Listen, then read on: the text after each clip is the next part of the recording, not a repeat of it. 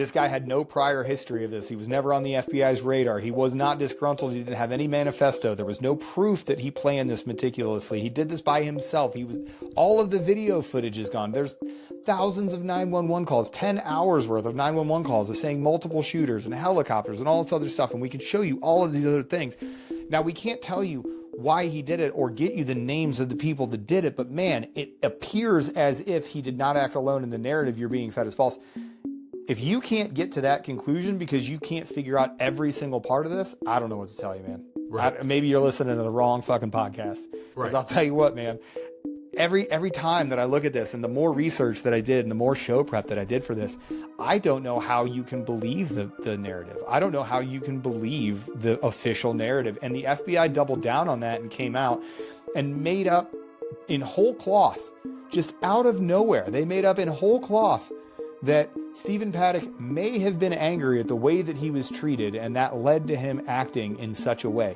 There is no lead up to that. There is no presupposition. Let's go!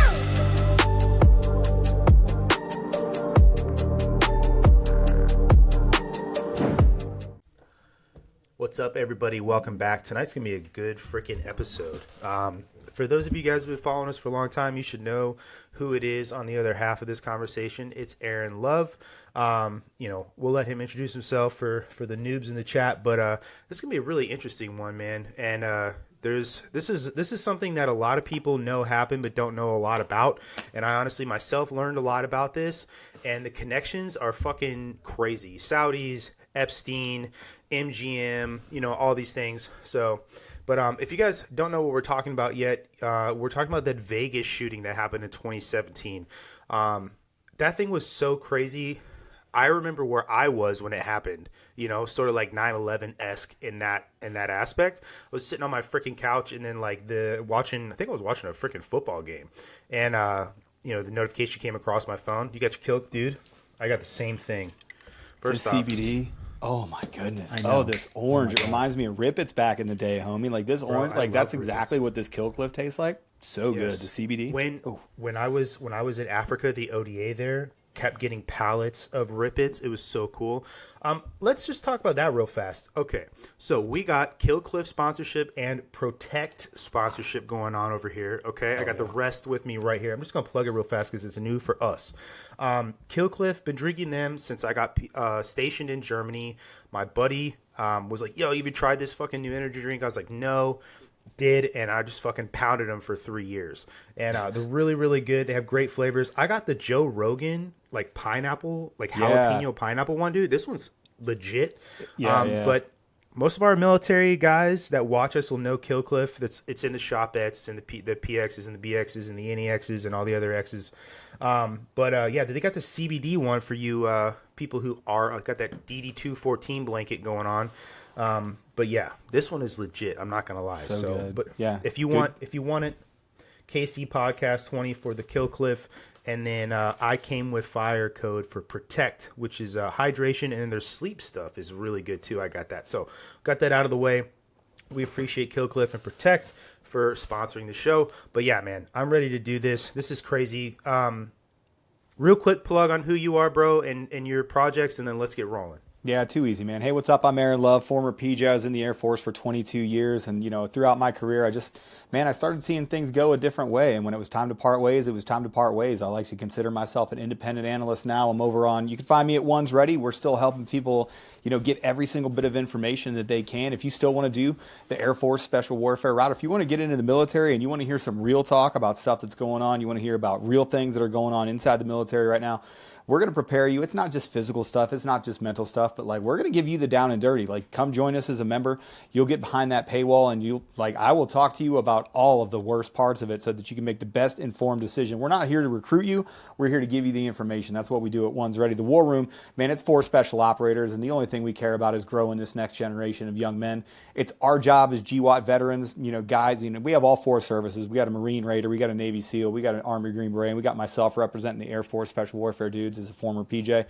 Man, the only thing we care about is helping you, the young men in America, grow up to be good men. It's our job as GWAT veterans and our job as American citizens to really help you. Go follow me on Instagram over at Aaron_loves_America. You can follow me on Twitter at it's Aaron_loves_America. You can find me. Just Google it. You can go. There's a link tree in my Instagram account. That's the easiest way to follow me there. I'm always fighting a shadow ban. People are fact checking me ridiculous. Everything I post, they're like, "Oh, this post needs context." I'm like, "Bro, I posted the literal post that you like." I got fact checked the other day in Lithuanian. Some Lithuanian fact check. I didn't even know what I did wrong. I was just like, "What did I? I didn't even. Wasn't even my content." But man, that's who I am. I'm living in Vegas now. I was in Vegas shortly beforehand. I am 0 degrees of separation of this. I know some of the cops that actually responded to the rooms. I actually went down and looked at the scene the other day to make sure that I had my head wrapped around this. But just like Brandon was saying, man, this is absolutely crazy. It's the largest mass shooting in American history, and we do not hear about it. This thing was out of the news as fast as a train wreck in Palestine, Ohio. You could not find this thing afterwards. And just like Brandon was saying, man, I learned a lot. I thought I knew a lot about it. I thought I knew some inside info. I was shocked as we went through. We're sharing stuff and throwing stuff in notes, back and forth and one another. And you were like, "Holy cow, I didn't know." Man, it's wild. Let's get into it, Big Daddy. No, it is crazy, man. And the funny thing is, it's not funny, but like ironically, you go look for any of this stuff like on YouTube or any of these places, it's so hidden. Like unless you have the actual URL, you're not going to find it. Like you can type in the actual title of the videos and it won't come up. So word for word. So what we're going to do for you guys is kind of set the scene first so we all understand what we're talking about. We'll talk about the who, the 5 W's, right? The who, what, when, where, why, and then the how, and we'll give you some thoughts, right? But let's start with who this shit started with, right? So Stephen Paddock, okay? Unassuming person. I'm going to pull up my notes here. For all intents and purposes, this guy, nothing on him, man. Fucking sort of like a high roller for betting there and gambling in Vegas. But other than that, had next to no criminal background or anything like that. Nothing special either in his background. This dude wasn't like CIA, he wasn't FBI or anything fucking weird. Nothing. This dude is like almost as vanilla as they come, which is honestly one of the reasons why this was so shocking to a lot of people. And there's some weird stuff that we'll like kind of get into later with like his relationship with his girlfriend and stuff like that. But anyway, so. Yeah, so he's a 64-year-old dude, right? He lived here in Mesquite, Nevada. He was a former real estate investor and avid gambler. But when you think about an avid gambler, you think about this guy sitting playing poker or this guy sitting playing poker. No, he played video poker. This guy was such an odd cat. Like that's what everybody said about him. Like the FBI, everybody that interviewed him, and we'll talk about a whole bunch of this other stuff and the connections that he had. Paddock's father, Benjamin Haskins Paddock, was a convicted bank robber, which was odd. He was on the FBI's 10 most wanted list for escaping from prison in the 60s. So that's kind of how he grew up. Paddock was financially well off. He made lots of money from real estate investments. And then he was a whale as a poker player. And that's going to kind of like play in later to the accepted narrative. And we'll talk about that later. That's what the FBI sort of alleged, is that he felt like he wasn't getting treated how he should. But this dude would just go in and he would spend countless hours and countless tens and hundreds of thousands of dollars playing video poker. He was pretty freaking good at it. And then he was just there. So Paddock did have a longtime girlfriend. Her name was Mary Lou Danley. She was out of the country at the time of the attack. We'll talk about that a little bit later. But that's kind of like who this dude was. And if you go back beforehand, they interviewed his brother. His brother was shocked at the entire thing. There was no lead up to this event. He didn't have any social media postings. When you look at today's environment, shooters, if you look at the 2 Trump assassins, between them, there were 8 cell phones and overseas encrypted apps and all these other Discord channels and all this other stuff. They hit rock bottom when they started digging into Stephen Craig Paddock. They had no idea. He was a ghost. He was just this guy that popped up. No. And, for all intents and purposes, for kind of some of the things we'll probably get into when we talk about like the why this happened, he's kind of the perfect person, because you want somebody that has a really, really small footprint, but also understands like Vegas in the way that Paddock would, right? Oh, yeah. Somebody who frequents that area. Like if you were going to send somebody into a hotel with a bunch of ammunition and weapons and shit, you probably don't want it to be their first fucking time that you're showing up to Vegas. So, but yeah, obviously, let's get into that. So he's going to show up. He shows up to Mandalay Bay. There's a video of it too, right? This guy with these 64-year-old guy with these huge weapons cases with ammunition, right? Bringing him in multiple trips. He's got the bellhops helping him carry this shit up to his hotel. And then supposedly sets up camp for the deadliest active shooter in American history up there. One guy, right, to do this shit. There's some weird stuff aside from the fact that he had all this ammunition come up there. Right. So I'm a security guy, right? Security forces. If I was somebody who is even carrying luggage up there, and in these hotels, especially one like Mandalay Bay, there are cameras everywhere, and there are people that are actual like security professionals watching these cameras. If this guy is coming in with all of this shit and I notice it, and I feel like you would notice it because this happened over a prolonged period of time, probably start asking some questions, or at least go speak to the bellhop about the nature of what you're loading up onto it, right? Because you look at some of these things, they're cases, like Pelican cases and stuff, things that don't make any sense. It's not like the guy is showing up to shoot, some filmography or anything like that, which, you could have a Pelican case for. Right. But no, just thousands of pounds, hundreds of pounds of fucking shit going all the way up. Well, and here's what I will say, and you hit the nail on the head, man. Like, high rollers get away with a whole lot. Like, when, a couple years ago at SHOT Show, me and some of the boys were, we were going on other podcasts. Like me and Tier did. If you saw the Black Rifle, Medics React, like, whatever. I was actually shocked. I showed up to one of the suites. They were in, I think, the Encore, right? So, he was like, "Hey, come do this thing with me," and I was like, "Okay, tight." We opened the door. And dude, it was a whole production suite, right? So we're going to talk about a lot of the conspiracy angles to this.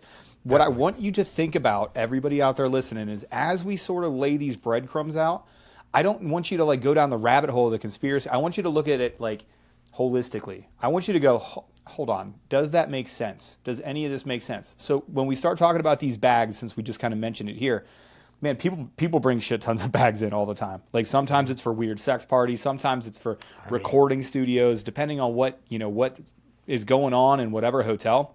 There's trade shows, and I have friends here in the area, and this opened my eyes a lot because I kind of have a different perspective.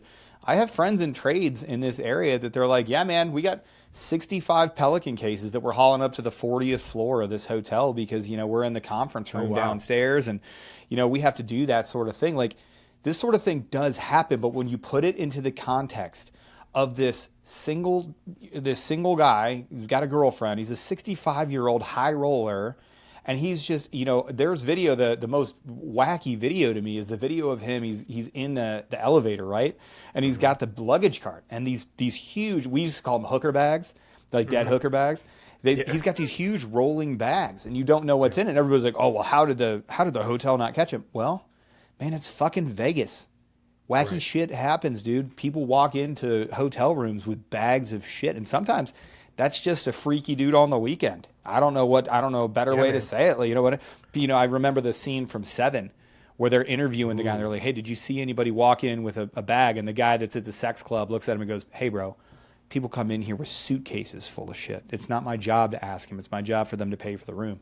This is kind of one of those things where everybody's like, "Oh, that's so damning." Is it? I mean, it though? Yeah, I mean, you put it in context like that, especially in a place like Vegas. That phrase, "What happens in Vegas stays in Vegas," that kind of thing. And especially, people do. You're right. There are all kinds of shows in Vegas. People bring in all kinds of shit. You never know. You put it in that context. It's kind of wild. Do you think that, like your friends that you were talking about, they like SHOT Show and stuff like that, did they have to show any sort of like manifest and stuff like that if they're going to be storing like weapons in the hotel? Wow. No, dude.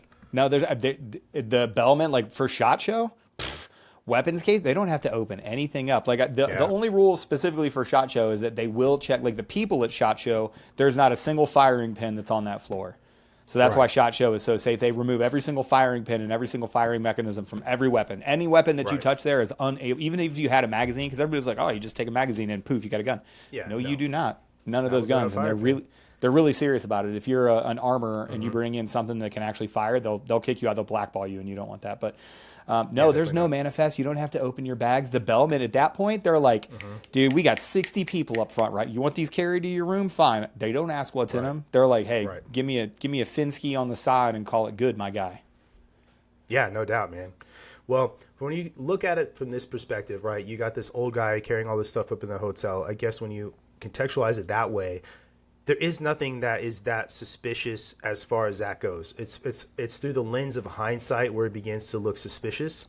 And you know, who knows, man? A bellhop, we could get a bellhop on here one day and be like, "Hey, bro, what do you see?" You know, probably nothing, man. And if you're that guy carrying people's luggage up the fucking elevator, you're not gonna ask. You don't care. You're probably just hoping they hand you a fucking 20 at the end It's of it a whale. and be on your way. Yeah, it's a high roller, and that's why you brought up, that was a very astute point that you brought up right away, is he's a high roller. I'll tell you what, the more rich you are and the more important you are, the less likely some bellman is going to be like, "Hey, what's in that bag there, fella?" Yep. I mean, dude, it's just like the dog and pony show in the military, man. The fucking full bird or the general comes around, all the rules go out the window, and anything you do every day just stops. So, but yeah, you're right. All right, so obviously we all know that this guy opened fire on the Route 91 Harvest Music Festival. But let's kind of talk about some of the things that happened leading up to this October 1st, 2017 event. And I'm going to go through some of my notes here. And we'll start with some of the things that we call, or I'm going to call, the impossible events, which is the digital key card logs and doors and other oddities I got in my notes, okay? So digital key card logs for his room. We all know you go to a hotel, you get a little, freaking credit card size door lock. Show that the doors to Stephen's room, which was an adjoining room 134 and 135, opened at the exact same time. And the key logs show this, right? So the speculation is that he's on his own. He's the only person up in there doing this. So how are both doors opening at the same time? That doesn't make any sense, okay? Right.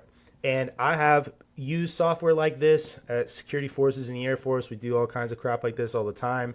And it's pretty accurate software. So just throwing that in there for, anecdotal evidence. But the key cards were shown to try from the outside and didn't work before the doors were open from the inside. Okay.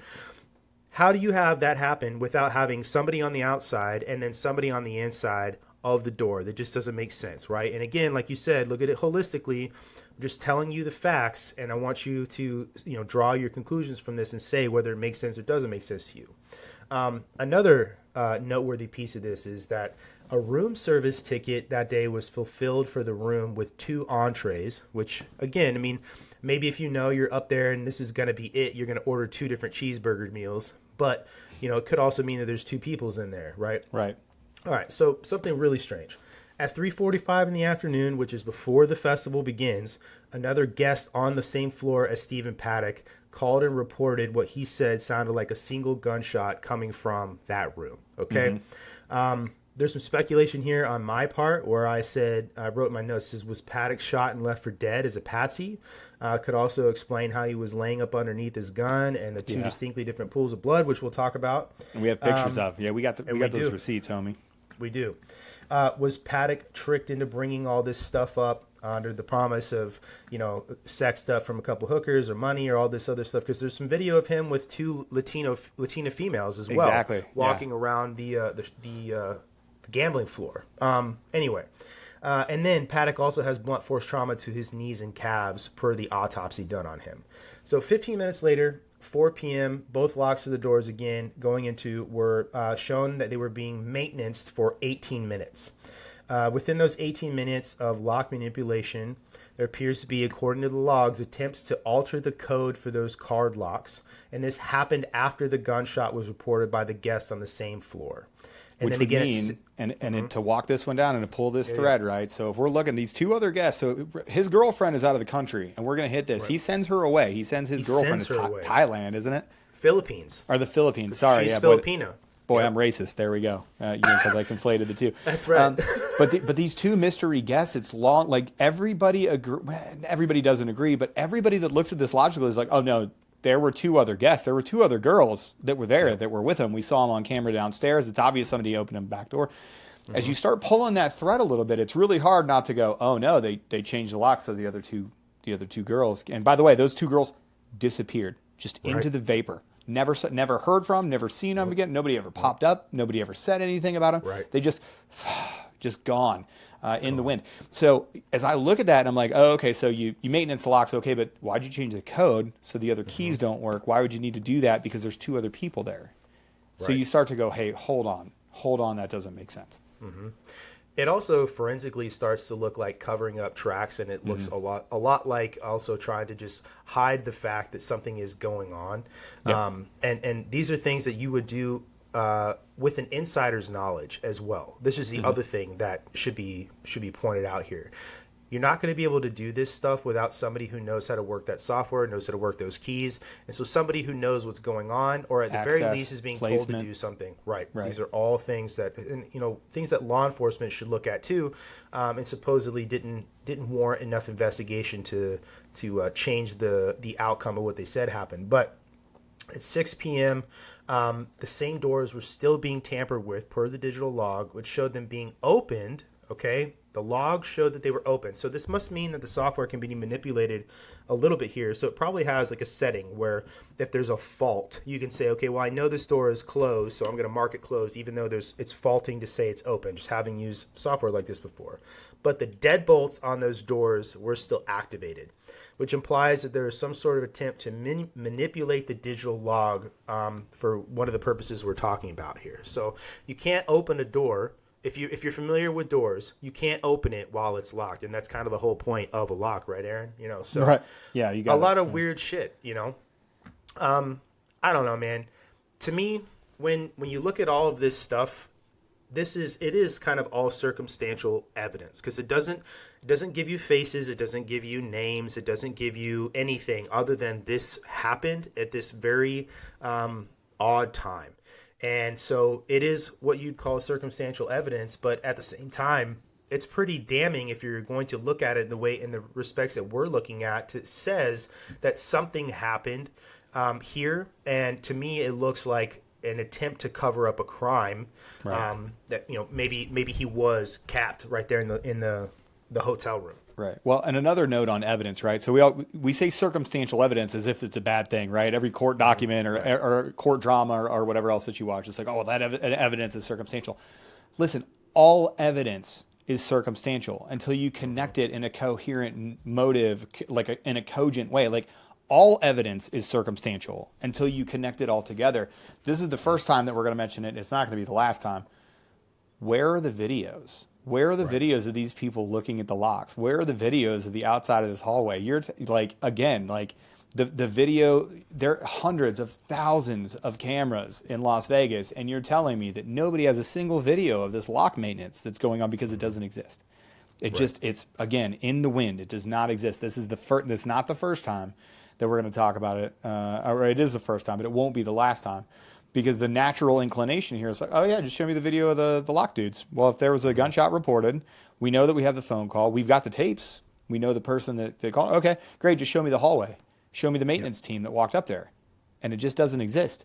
And then no one digs one step deeper. That's going to be the returning narrative that we go back to. Is they're like, yeah, sorry, we don't have the door locks. And everybody was just like, oh well, that's weird. And then they just go on with life, and you're like, no, that's the whole thing. Yeah, no, give me the video. And they're like, no, I don't have it. On to the next weird thing. Yeah. It makes absolutely no sense that any of that. And just, again, says that there's conspiracy here. And conspiracy meaning that the conspiring to commit a crime, right? Mm-hmm. That there is intent, there's premeditation going on to do this. And, my question is, too, like, if somebody calls down to the desk and says, hey, I heard a gunshot.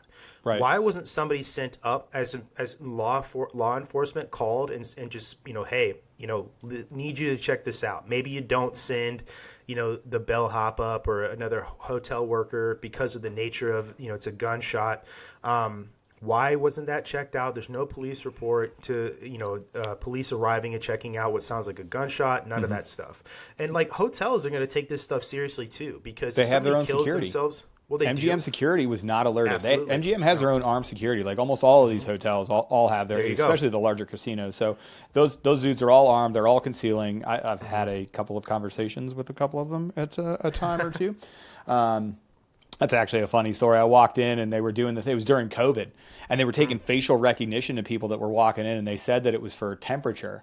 And I filmed it as I was walking in, and they freaked. They were like, "You're not allowed to put that out." I was like, "It's already out." They were like, delete it. I was like, no. They were like, well, we're gonna 86 you from the property. I was like, okay, go ahead. I was like, yeah, fine. Yeah, 86 me from the private. We were going to a very nice sushi dinner over at Sushi Sama. But I got into a back and forth. My wife, Tara, my girlfriend at the time, was not too happy about that because I was just like, nah, go fuck yourself. I'm not deleting it. It's already out. And they were like, well, no, you got to delete it off your phone. I was like, you guys don't understand how the internet works. That was a live story. It's already out on my Instagram. It's already out. I don't know what to tell you. But no, like, I'll tell you what, those dudes show up quick. They are no joke. They're well trained, and they have a lot of latitude about what they can do because those things are private property. That is not a public place. None of these places on the strip are private property or public places. These are all private property. The second you step in that door, and you were at the behest of some of these security guards, and that's another interesting thing. You have armed security. There's a gunshot. I will tell you what freaks everybody out down on the strip more than anything else, and that's from living here before and living here now, is a gun. You're allowed to technically open carry on the strip. But if you do, somebody's going to come and talk to you. Somebody is going to come and talk to you, and they are going to pull your ID, and they're going to be like, hey, man, show me your ID. As long as you're cool, fine. But it freaks the tourists out, which is, again, it's another one of these things. But, like, hold on. You're telling me during a huge music event, you're telling me during a huge weekend that we're about to have, a gunshot was reported in the mid-afternoon in a nice hotel in Vegas, and it didn't even warrant a knock on a door. Yeah. Exactly, dude. And these hotels, they have, like you said, they're private. They have insurance. They have all these things. Like, if you hear a single gunshot, and this is even concern, this is why you can't open a hotel window, right? Yeah, if people are killing themselves in the room, you hear one gunshot. Okay, well, there's a risk to other people that are staying in the hotel because what if somebody was cleaning a weapon and went off and went through the wall, right? Maybe somebody killed themselves in their room. Maybe somebody murdered somebody. These are things that warrant investigation, and it just didn't happen. Even if you're going to go up there and check to see if there's going to be a rotting body on the floor that's going to cause issues for insurance and other people that stay at the hotel. Anyway, just sort of laying the framework here for why that makes absolutely no sense that wasn't checked out. But anyway, obviously, later that night, and what do you think? Should I pull the map up here just to kind of show sensitize people to it now because the map is super busy, but it's so important. Like, this map is absolutely insane. This is one, even if you know the exact URL, I had to go through Brave, through a VPN, then I had to find a link on Twitter, on X, somebody that actually had it, and that was the only way that I could pull this map up. But this is the preeminent map. What's that guy's name? Ian Collins? Is that his name? Ian Carroll. Yeah. Sorry, Ian Carroll. Canceled this clothing company. Yeah. All shout to that dude. That guy, you said it right. He's a national treasure. But he has a great video on this. We'll throw the link up here, here in the post. But man, this map, like, this is it. Like, this lays out. If there was ever a jumping off point that I wanted to slide across the desk, where I'm like, hey, I don't think that we know everything about the Vegas shooting, right? And people were like, well, I don't know. You know, I would be like, hey, check this map out. Look at this map, and you tell me if this makes any sense. This is a map, so what you're looking at here to sensitize everybody to it, as we zoom out and zoom in, you can see the entire strip here, the Southern Valley. As we zoom in to the concert event, you can see every single 911 call, you can see shootings, you can see all 850 people were injured in the course of this event, either actually through the 60 that were shot and killed, the people that were shot and injured, or in the stampede, or in the ensuing events. It shows everything from everywhere. And you can go down and you can actually, I believe it's hyperlink, zoom in and just click on an individual thing. I believe. Oh, yeah, right here. Yeah, you can pull up. This is a. Yep. Go ahead, Aaron. Sorry. Yeah, no. So as Brandon's kind of hovering over, you can pull up the exact thing. It'll pull it about like, this is a casualty. This person was killed. This was a 911 call. This is what the 911 call said. Like, it brings up everything. There are hundreds of these things, and each one of these dots represents a robust story on its own. It's crazy. Yeah, it's absolutely wild. Because it wasn't Ian, and he says he doesn't even know who made it. But whoever made this is a fucking G, and I don't understand how this shit hasn't gotten taken down with just the massive sweeping censorship that the internet has.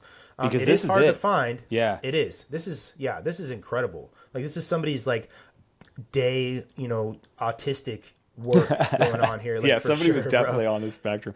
It reminds me too, like the moon landing. When people want to talk about if the moon landing is fake or whatever, I was like, all right, listen, don't even talk to me until you go and you watch the YouTube video. Something funny happened on the way to the moon.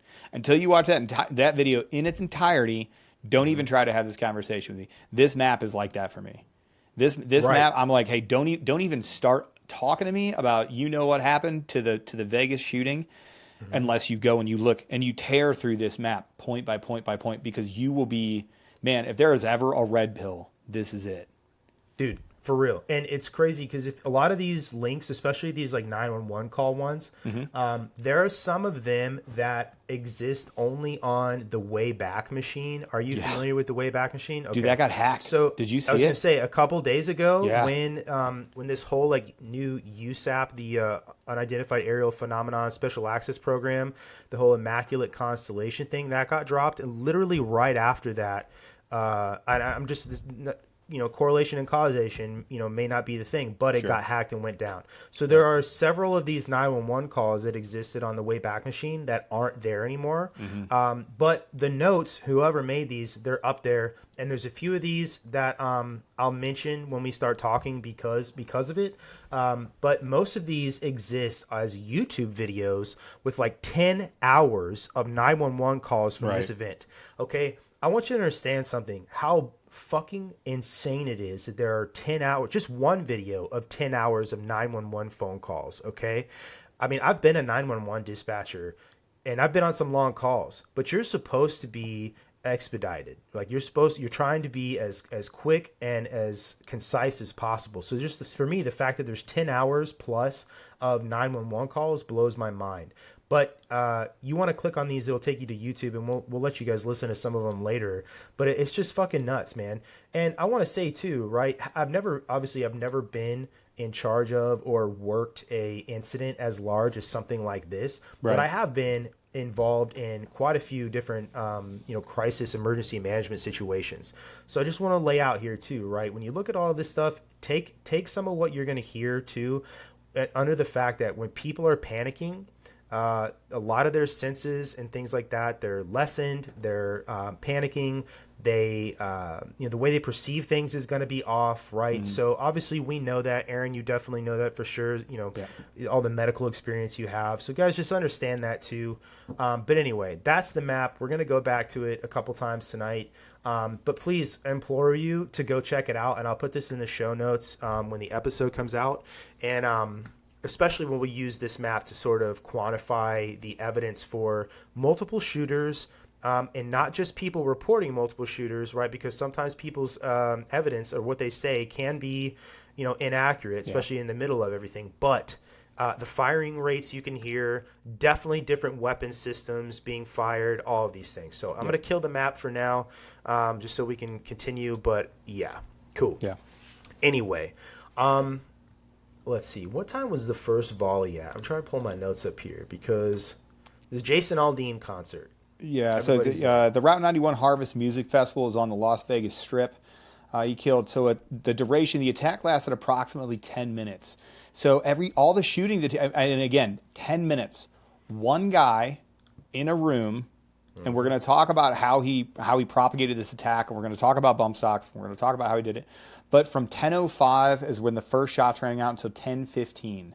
Paddock used multiple firearms during the attack, including 23 firearms found in his hotel room. Most were semi-automatic rifles equipped with bump stocks, which allowed the guns to fire more rapidly. This, even some of the notes that I have here, I even put in quotes, mimicking automatic fire, because we're gonna talk about bump stocks, in depth.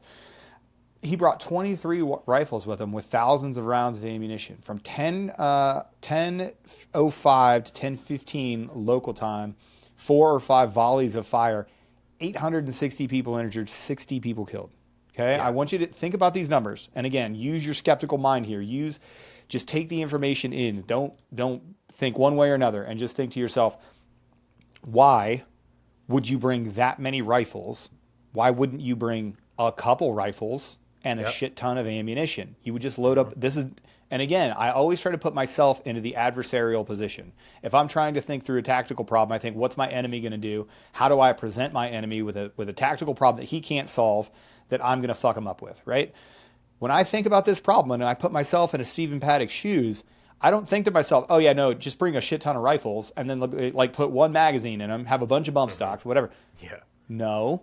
If you're thinking about overheating your weapon, or if you're that tactically sound, and by the way, there's no reason to think that Stephen Paddock was this tactically sound. Exactly. He didn't have any military training. He didn't have anything in his background to suggest that he was just tactical genius.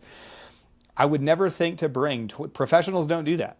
You bring No. you bring large ammunition stores, and then you bring preloaded. If you're trying to do this quick, man, we do it, and as a common thing when we would load out our helicopters, right? You always had a Right. kick ruck or what we called a speedball.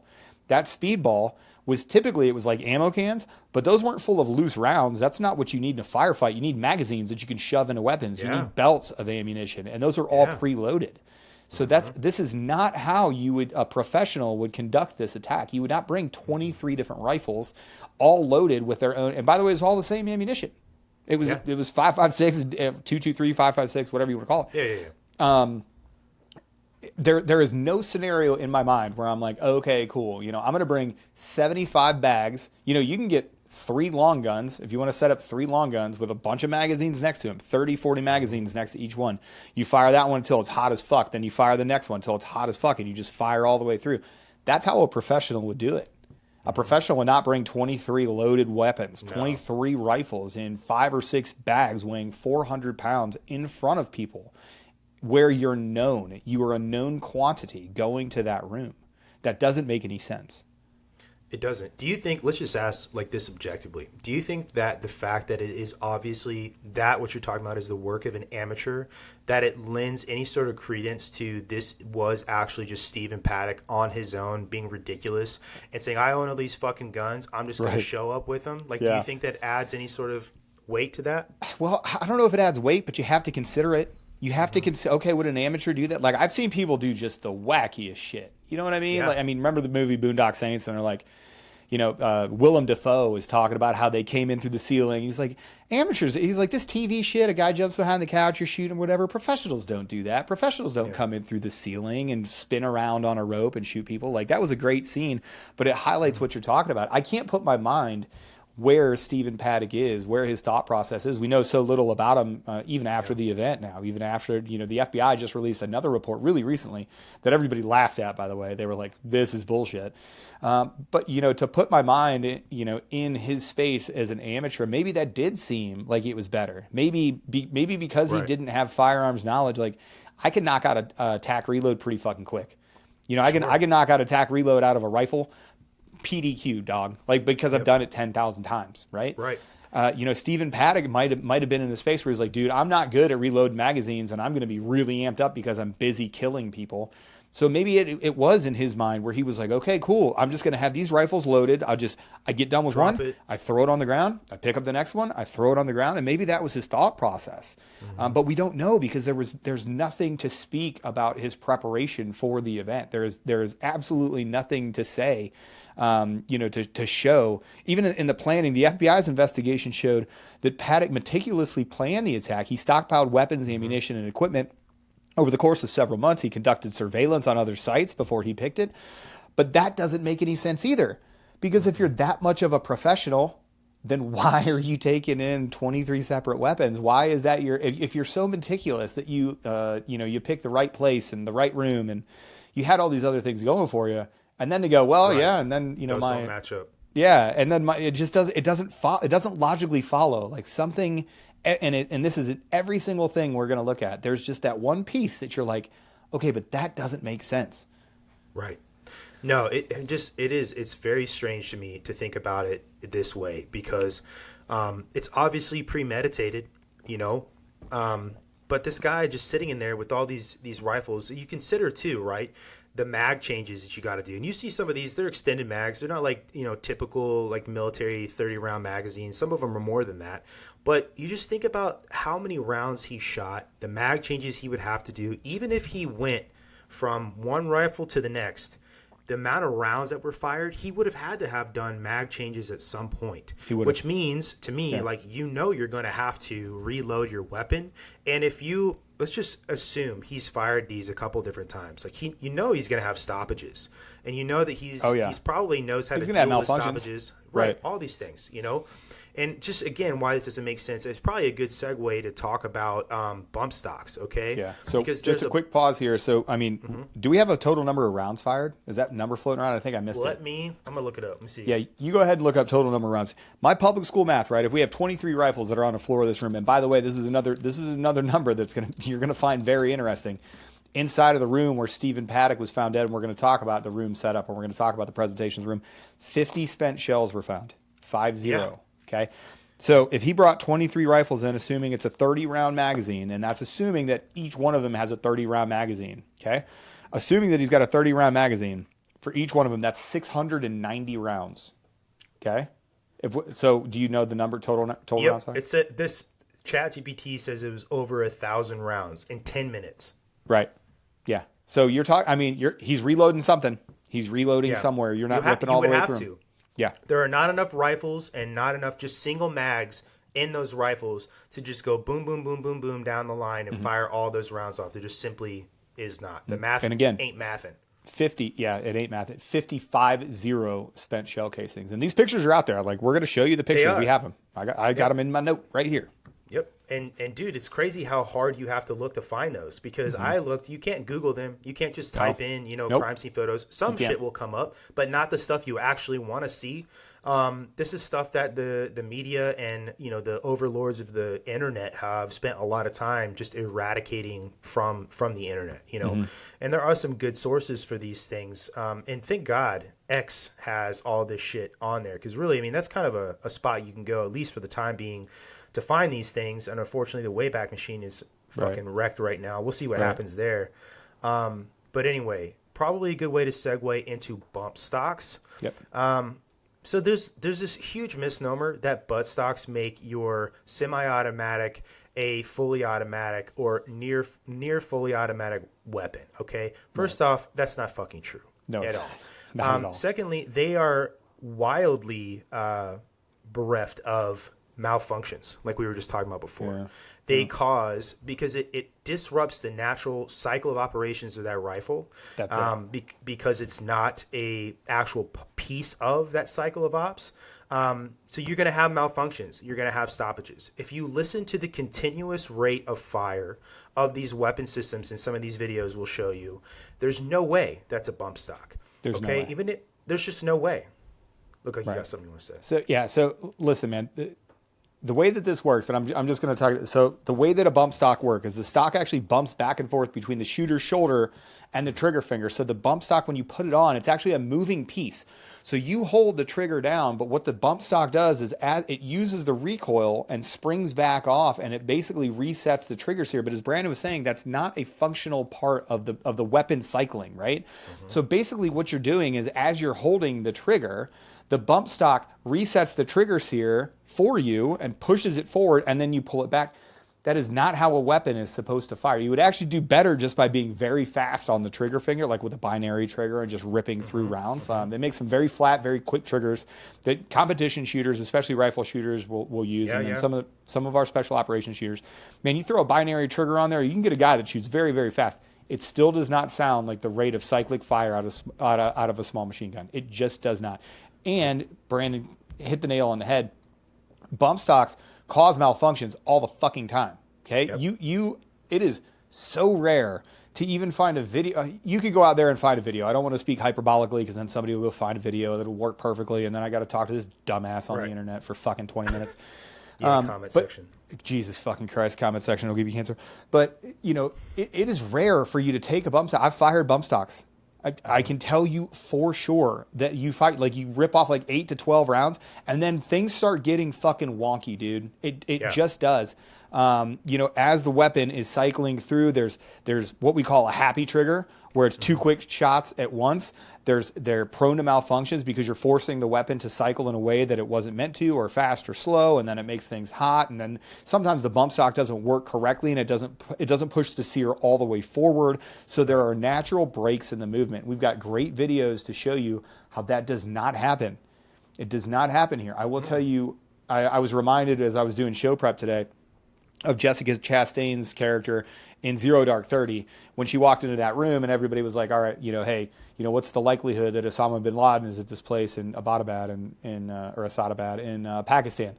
And she's like, listen, I know this freaks you out, but it's 100% that they're there. Everybody else is giving these other things. I am going to tell you, and I know this is going to freak people out, and I am only echoing other soft professionals that have looked at this. I'm telling you 100% that was not a bump stock. I can tell you from the clips of the video that we're telling, I can tell you from a guy that has shot tens of thousands, if not hundreds of thousands of rounds out of small machine guns, I can tell you and out of our weapons, by the way, like M4s, when we have them in special operations, we have full auto. Like usually it's a 3-round burst for normal folks. Right. We are allowed to modify those to go full auto. I can tell you from shooting the exact weapons that this guy had in his room, every single one of them, I can tell you that is not a fucking bump stock. 100%. 100%. No. I'm just telling you that's what it is. That's my assessment of it. That 100%, that is not that. I completely agree. No, dude, and you just made me think of something. Like, consider when you've gone out to like the range and you are firing on burst. Okay, how many times? It's supposed to be 3-round burst. How many times are you firing that and it doesn't fire 3 rounds? Yeah, because maybe it gets 1 out and then there's a stoppage, right? Well, and then somebody automatically, the first couple of times you do it, new shooters, they do it and then they get that rise. Like a second it doesn't rise, they're like, oh crap, and then they let go. And then there is no 3-round burst. And then you have to, the trigger is reset, and you have to reset your trigger sear and let up off the trigger and then re-engage that bad boy. So I'm telling you, man, that it just is not it. That ain't it, homie. And to that point, the bump stock is not natural. It's an aftermarket thing. 3-round burst is a setting on the M4, and it still doesn't happen the way it's intended to every time. That's the kind of point I'm trying to make. It gets dirty, it gets hot, you catch dirty. Your magazine feeds wrong, the feed lip on your magazine and by the way, there are pictures in this thing. There are pictures of different types of mags. There are your standard. You want to pull one up? Yeah, so we got a couple of pictures here. I'll share my screen real quick. So I've got let's go screen.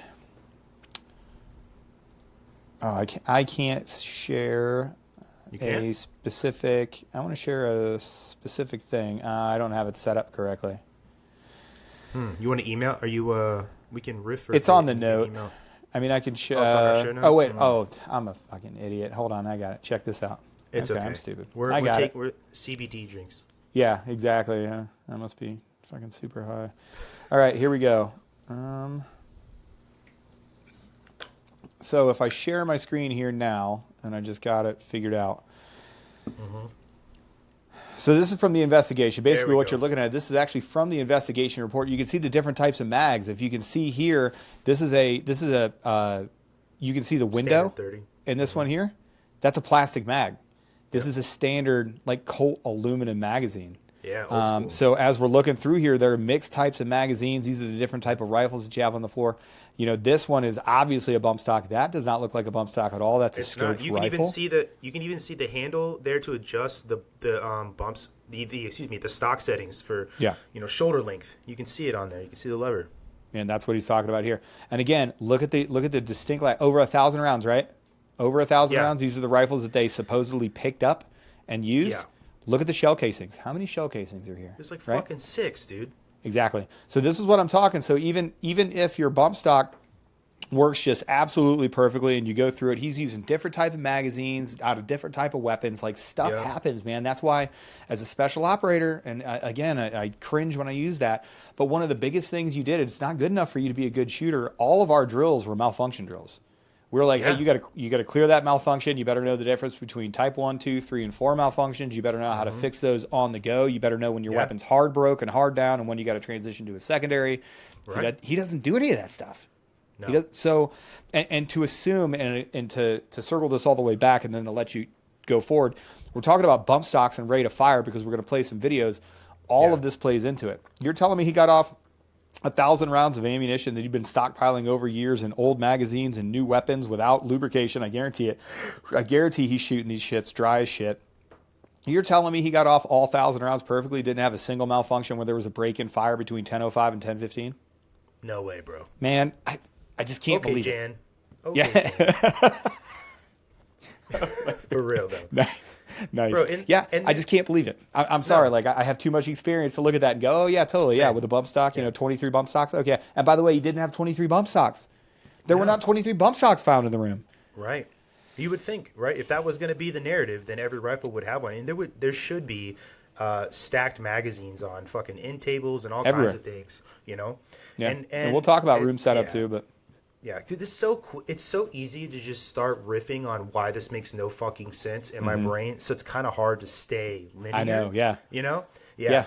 All right. So one thing I found really interesting, Aaron, and you probably came across this too, was the report at about 9:20, which was approximately 40 minutes before the shooting began, that concert goers reported a Hispanic woman pushing through the crowd to get to the front of the crowd near the stage. And she tells another woman that she was going to die that night and that everybody there was going to die that night. Okay. And the security removed her, right, because she's fucking causing a ruckus at a concert, right, which could because you're go fucking south really crazy. quickly. Man, right? You know what I mean? Like, you're causing a fucking ruckus, lady. Like, Yeah, everybody's you there could to have a cause good time. stampede. People get fucking stepped on and Right. killed, whatever. Anyway, so what does that say, right? Could this be some fucking? It is the Strip, right? Could it be some cracked out fentanyl head just run it through? Absolutely, right. It's, the probability dude, it's zombie is there. land down here. Like, there are Yeah. parts of the Strip where you just see. I live in California. It's same. Yeah. You know. Yeah. It used But to could be it- it used to be Fremont. Fremont is now very gentrified. Like, Fremont is like super cool now. I don't know why. Right. Like, every time I go down there, I'm like, oh, look at this fucking super cool place. But listen, man, Vegas is a big city. Vegas is a big city that has a lot of stuff going on. Weed is legal. Everything is legal here. You can call somebody Yeah. and man, if you know the right person to call, you can get an 8 ball of Coke, some mushrooms, Right. and all the weed. I can call the local weed store right now. They're still open. I can call them and get weed delivered to my house Delivered. right now for free. Me too. In the next hour, right? Like, that stuff Same. happens. So of course you're going to have people that do this stuff. It wasn't legal back then, but I'm just, Vegas has been Vegas for a long time, and we all know what Vegas is. Well, It's very interesting that Stephen Paddock. It's very interesting that the time in between 3:45, which is when we're working on locks and we're changing lock codes, and that first gunshot was reported. It's very interesting that about 5 hours and 45 minutes later, 6 hours later, it's very interesting that a Hispanic woman that bears a striking resemblance to one of the two that was on the casino floor is then escorted out. And by the way, she's never seen or heard from again. This Hispanic woman she was not apprehended. She was not questioned. She was not detained. She was just kicked out. Concert security was like, hey, lady, you ain't got to go home, but you got to get the fuck up out of here. Well, dude, and then the description of the woman that ran into the crowd was a Hispanic woman. So, again, here we are, right? We could say that it's circumstantial evidence, but facts have patterns, okay? And this is a fact pattern. You notice these things. This isn't just something that you and I are doing here as a couple of fucking bros. Like, this is what police officers do, right? As somebody who's conducted investigations on my own, fact patterns are something you look for because these are the things that you want to run down, right? Anyway, so, and then the other thing too, I wanted to point out, I got this down here.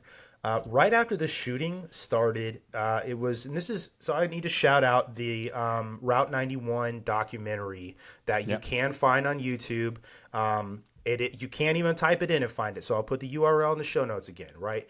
But you need to go watch this documentary if you have an interest. But a man was reported running through the crowd at the concert as well, right after the shooting started, throwing firecrackers and smoke poppers. So, I guess regular, not like actual shit you can get in the military, but like crowdsourced fucking little kid shit, stuff. Little kid shit, yeah. So little smoke bombs. Right. Multiple people reported this. There's some speculation in documentary as a distraction, then also potentially a wind gauge for snipers, because they can look and see what direction that smoke is going and then make adjustments accordingly. So I think this might be a good spot here to pull up our first video, because I've got it here where you can hear when it starts. Okay. I'm going to go actually to the Route 91, and I'm going to go to the timestamp here.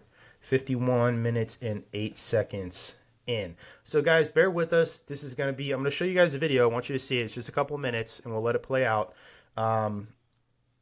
But here you will hear when the shooting begins. And you're going to hear Jason Aldean himself as well. Aaron, let me know if for whatever reason when I share this, if it doesn't, you can't hear it. Yeah, I got you.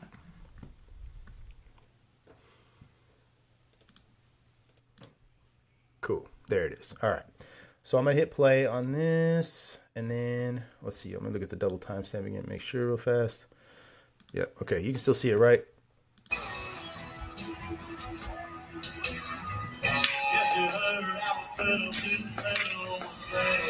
Single shots.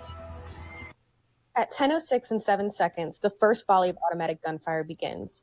An off-duty officer working the event stated in his report that it sounded like people were shooting at each other. His partner stated, as many others would that night, that it sounded like the shots were coming directly from the main stage area, and it was so loud he would have bet his paycheck that there was an assault team somewhere on the ground.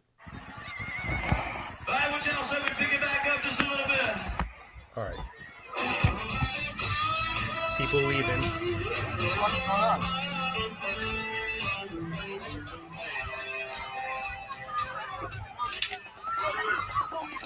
Right there. Right there. Dude, That first does off, not- you that heard is a couple not- of cracks. That is not a Bullets? fucking. Those No. cracks are the cracks that you're hearing is not. It's not the report of the gunshot. It's the bullet breaking the sound barrier as it is. goes by you. Exactly. If it's close enough, a bullet will whiz or it'll buzz. If you ever hear a bullet buzz, you just fucking got away with one. Yep. If you ever hear a bullet buzz, if you're ever close enough to hear something buzz by you or vibrate by you, you just almost got fucking shot. When you hear a bullet snap or crack like that, you're typically a little bit further or you're off of the actual angle. When a bullet actually breaks, directly over top of you or to the side of you and it's coming at you, it sounds a little bit different as opposed to when a bullet is like crossing in front of you and close.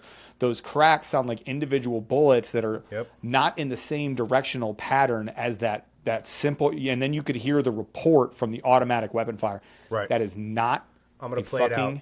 bump stock. No, it's not even, to me, it's not even the same caliber weapon as what are in those photos. Here we go. You're correct.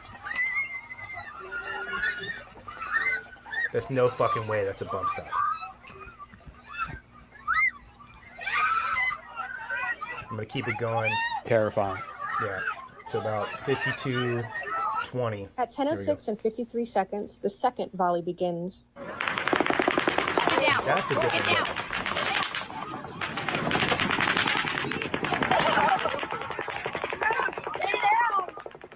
Now, just in number of bullets alone, when that started off, that was more than 30 rounds.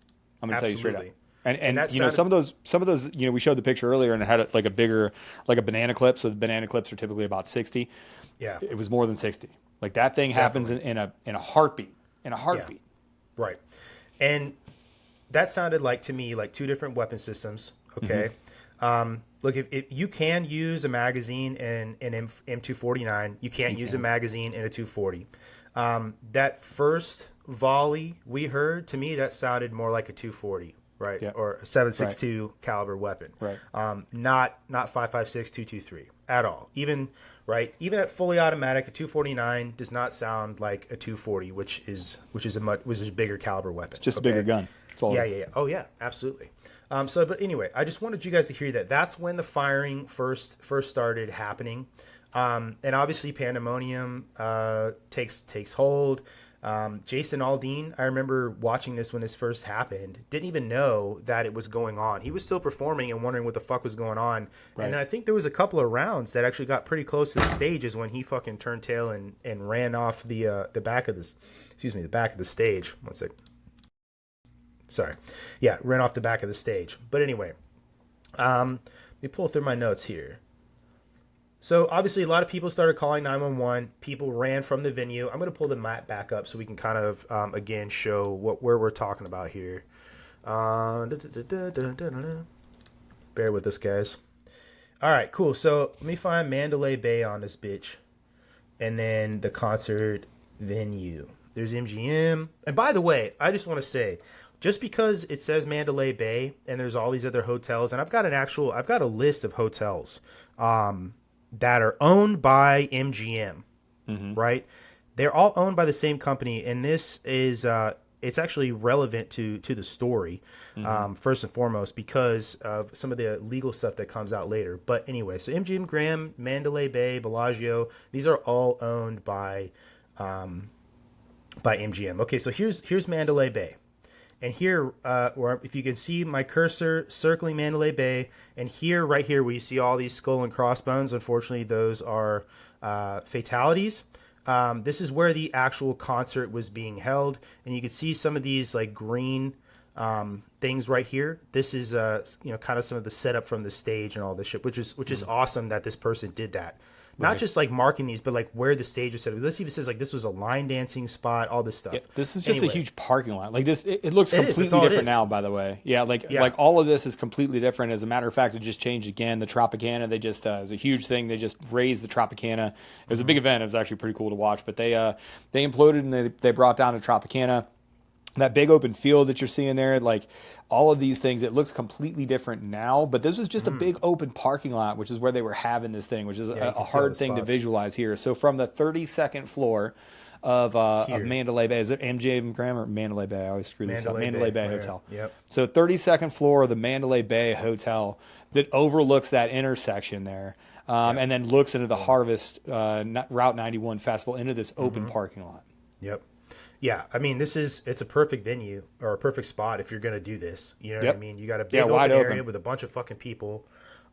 It's a wonder that not more people were hurt, honestly. But anyway, so let me actually zoomed the wrong way here. But I want to point some of this stuff out here to start talking about some of this.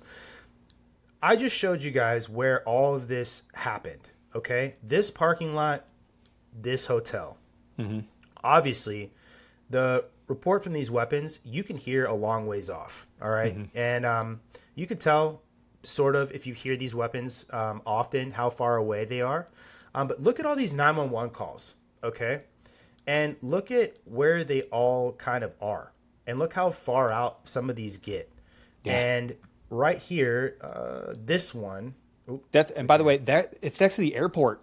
You're looking at the airport. Yep. To have 911 calls pop up across the airport with air travel and all the other stuff.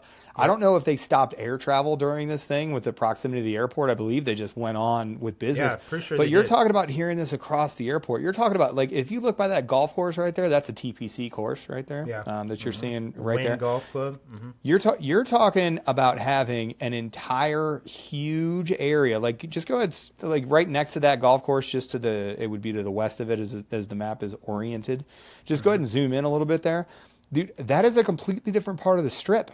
That is a completely different part of the strip. That's the Sphere is there now. There's the Venetian. Was the Sphere? Right here. I don't believe the Sphere was even done in 2017. No, not in 2017. Yeah. So you're talking, dude, that is a long effing way away. Like, it even is, in an Uber, that's like a 10-minute Uber to get up to there. Okay. And these are 911. Sorry, bro. Go ahead. Yeah, no, go ahead. I was just saying, these are fucking 911 calls happening, right? Like, and listen, dude, even if you're not familiar with gunfire, okay, you can tell when something is far off. Right. People in Vegas are familiar with gunfire, dude. Like, exactly. I'm sorry, like, this is where Biggie was killed. Like, this is where Pac was killed. Like, listen, man, we know people get in shootouts out here. It's an open carry state. There's a lot of guns. There's a lot of crime. There's a lot of cartels. Cartels are a big problem out here. People know what a gunshot sounds like. Okay. When you hear a gunshot, you're like, okay, well, that was a gunshot. This is, according to the map, like the furthest out 911 call from the strip. The notes say manager calls to report injured man in parking lot. Injured doesn't really mean, it could mean 100. He could have fucking tripped and fallen. A million things, right? Yeah. Woman could be sees a heat man. injury. It could have been, yeah. Woman sees man hiding in parking structure. So this is the greatest thing about this map is that there are all these different. Okay, here's one at the fucking Mirage, right? Shots fired outside the Mirage. That is so far away from Mandalay Bay. Yeah, so far away. And is it another shooting? Is it, okay, fine. Like, I'm willing to entertain. Like, okay, well, this just happen to be another shooting, and she called at the same time. And here's another one on the opposite side of the building, reporting shots at the Mirage. And if you click these YouTube links, it'll take you to these like 10-hour videos. Okay, this one says somebody's hurt and fleeing at the Mirage. These number one. This is like, I did not have the time to go through all of these 911 calls. Like I said, it's 10 fucking hours of 911 calls, bro. Yeah. Which is nuts. But the point is, look how far away this shit is. And the one that is the oddest to me, and these are some of the calls we'll go over later, are these three right here at Sundance Helicopter. Okay? Because two of these calls are from the same dude. His name is Alex. You can't hear his last name in the 911 call because it's bleeped out because it's an actual LVMPD YouTube recording. But he calls and reports that his girlfriend says there's an active shooter in the parking lot. He says that she specifically says, and I'll pull it up for us later, that there's an active shooter in the parking. I mean, I can pull it up now, whatever if we think that's best. Pull it up now. Okay, cool. Let me get the, I want to make sure I got the right show note here so I'm doing the right thing. But he calls and says that his girlfriend reported a active shooter in the parking lot. And then he calls 911 back later, about 20 minutes later, to say that they're barricaded in the building to hide. Okay.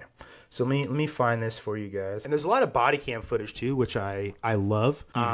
Okay, here, I'm going to click this one. It's 7 minutes and 8 seconds in. Let me do this real fast here. All right, guys, I got to kill the screen and then I'll bring it back up. And I'll tell you, like, and again, this is yet another thing, and this is the narrative that these are some of the things that we're going to start highlighting here. Is a lot of these 911 calls, they start to say some very weird things. There are some of these 911 calls report small teams of men working together. They do. Yep. Small teams. Some people report, like, we talked a little bit about it, and it's way too deep in the weeds to get into. Even, I mean, if we spent 5 hours talking about it, but to try to explain to you that even though the MGM owns a shit ton of these properties, there are other small parts of this that are owned completely by other people in the same building. Yeah. There are a couple balconies, there are a couple properties, there are a couple of areas that are owned by other people, and on top of there's even some speculation in some 911 calls that would lead to running gun battles in the streets between teams of operatives, which is highly, and again, we can't verify any of this. You have to dig into it so much, and I don't know who has the time for that. And Ian Carroll, good on you for figuring out like at least some of this stuff, but it is highly interesting. Is it 100% true? I don't know. I would have to examine it more, but I'll tell you what, when you corroborate it with a bunch of these 911 calls about active shooters and small teams of men in black clothing and body armor running around with long guns, they're like, well, it was the police. A couple of people on the 911 call are like, it was not the police. Nope. They were not the police. I can tell you that much. And it was one of these phone calls, the one that you're about to bring up. That guy was a policeman. The guy, it was a Las Vegas police dude that was like, and he was like, hey, my girlfriend's reporting an active shooter here in the thing. So go ahead. Yeah. And one of the ones that was called in there, the Sundance helicopter, which by the way is closed now, which this call you can't find because it was on the way back machine. But the caller, a different man, is reporting that he watched people run in and then start hiding, and they were changing clothes, which is obviously pretty weird. Yes.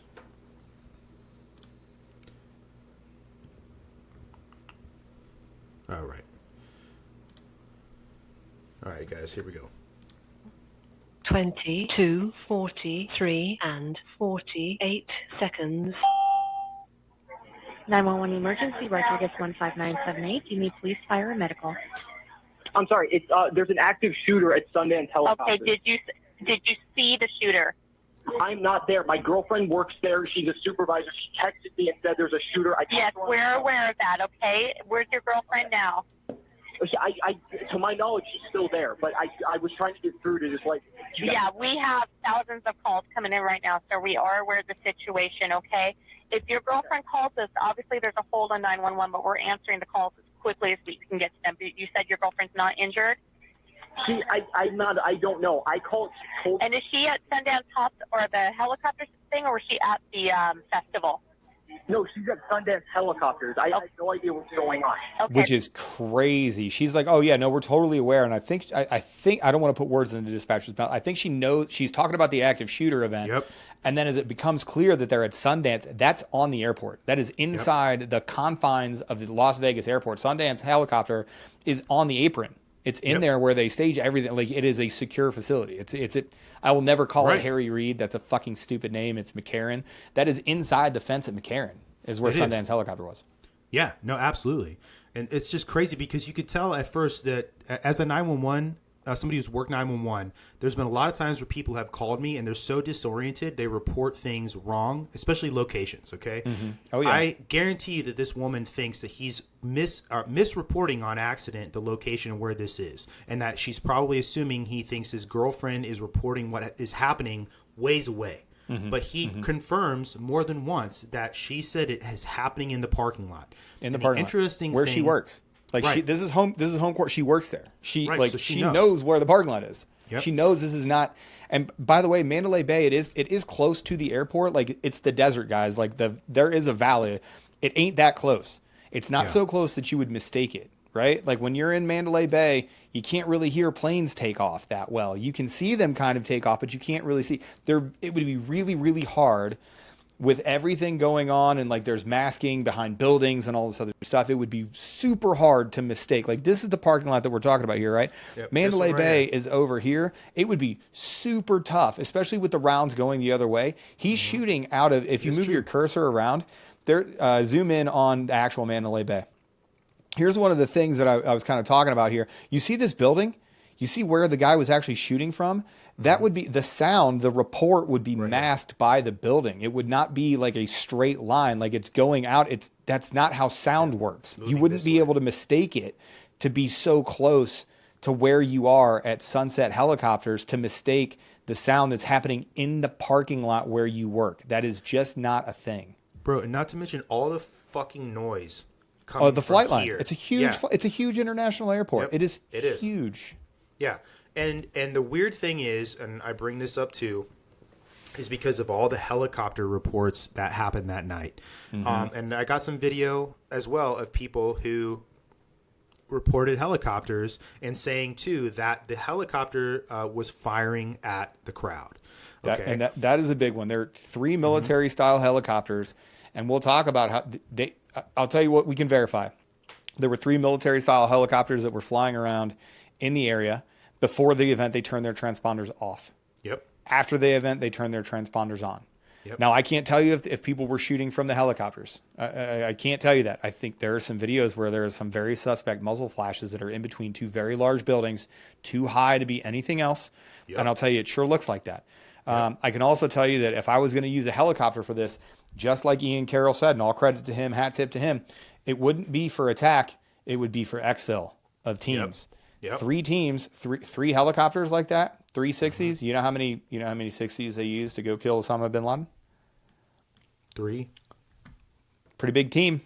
It's a pretty big team of operators you can get on 360s or 360 style aircraft. You can get a good amount of dudes. If you're light for an assault like this and all you're carrying is, weapons, ammo, and you're not like packed out for long haul, if you're just wearing your assault kit, you can get 10 to 12 in there. You can get 10 to 12 into each helicopter. That's a whole lot of fucking dudes with guns. Yeah. Well, dude, I mean, I got the video here of somebody talking about the helicopter. So I'm just going to play it because you can hear in it the helo. So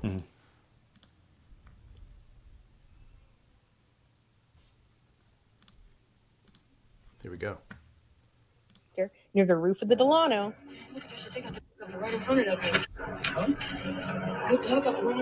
That's a helicopter. Obviously a helicopter. 100%. You can hear the exhaust. Look at the flashes. Did you see the flashes there on top of the building? There's 2 zoomed in now. And I will tell you, as a guy that's got a couple thousand hours in a helicopter, that is not a helicopter traveling. No, that is a helicopter hovering. Yep.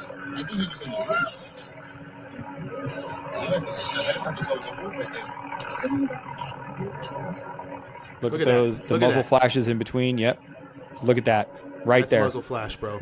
That is muzzle flash from spots. A stationary yes. Yep. That is muzzle flash from a stationary flying object or a flying object that is going very slow and trolling. Yep. Right. Like I'm sorry, and again, I don't want to make assumptions and I don't want to put it out there and speak as if I know. Like I'm not claiming that I know it for sure. But man, I've got a pretty good history of watching helicopters fire at people from the ground. I've done that before. I've in all kinds of environments, under nods, not under nods, daylight, nighttime, different environments. I know what gunshots sound like in valleys. I know what gunshots sounds like in the flatlands. Yeah. I know what gunshots sound like in hot. I know what gunshots sound like in cold. That is gunfire. That is a muzzle flash 100%. From a stationary or slow moving aerial vehicle. I don't know any other way to say it. Yeah, no, 100%, dude. And I'm gonna go to another one here. So I just want to, like we're doing, give you guys all the evidence to say that there are multiple times that people called 911 to say that there were multiple shooters. And this is somebody calling from the Excalibur Hotel. Excalibur is pretty close. So it's there on the south end of the strip, kind of like so Excalibur, Luxor, Mandalay Bay. It's across the street from New York. Like this is all kind of like in the same area down there on the south end of the strip. MGM is across the street. The MGM Grand, all of this stuff is kind of the same, south end of the strip. I'm trying to think what street is it. Warm Springs, I think it's the section, the intersection of Warm Springs and Vegas Boulevard, right around that area. Yeah. So this is a call from the Excalibur to call in a shooter there, actually at Excalibur, which you don't make that mistake. First and foremost, appreciate you guys being patient with me. 17, 23, 10, and 59 seconds. I'm gonna call 366. 911. 911 Casino. Adios 15687. Right here. Police, fire, medical. Excalibur Casino. Inside the casino. What casino? Inside the casino. Excalibur. Excalibur? Yes, Excalibur. Where in the Excalibur are you? I'm inside the sports room. Okay, stay on the line with me. Inside the casino. See, and that's so. There's a difference. Like maybe if you're out and you're getting, rebound, or you're hearing echo off of another structure, and maybe you can say, okay, cool. I'm hearing gunfire and it's outside. So maybe that's the explanation for sunset, is like you're hearing an echo and you're hearing things not in real time, and maybe you think that it's happening outside. You don't do that inside the casino. There's not just one door. It doesn't just like open up. There's multiple doors. There's always a lobby. There's always a second entrance that you have to go into. Those doors are never open at the same time. It's a security issue. It's an air conditioning issue. Like, it was hot as shit during the day on this time. Like, I just don't understand how it is that a female inside is saying, listen, I'm in the sports room. There's an active shooter inside of this hotel. Right. Exactly. It wouldn't be loud enough. I can't explain that. No, exactly. And that's kind of the point, right? Why I wanted to bring up all of these to say is that it's not just people from the concert calling and saying, right? Because then the police, too, would know. And there's tons of people from the concert, right? There's hundreds and thousands of phone calls of people from the concert, right? Yeah, got it. There are. Yeah, and the police would know. Then I have a clip, too, that I could pull up as well from the cops talking to somebody. And the guy is a retired cop. And he says that he's a retired cop, and he said that there are multiple shooters, and he knows that there's automatic gunfire. And he's explaining to one of the guys that shows up on scene there at the concert and explains these things. So this guy, obviously he doesn't know for sure because he's just there at the concert. But I'm kind of lending some credence to his experience to say that he saw multiple shooters. And another one, too, a police report indicates as well that a cop pulled a suspect out of a trash can who was hiding inside of a trash can. So there's all these really, really weird things. People were bringing different caliber casings to police officers on the street. People found weapons on the street were bringing to the cops, all this shit.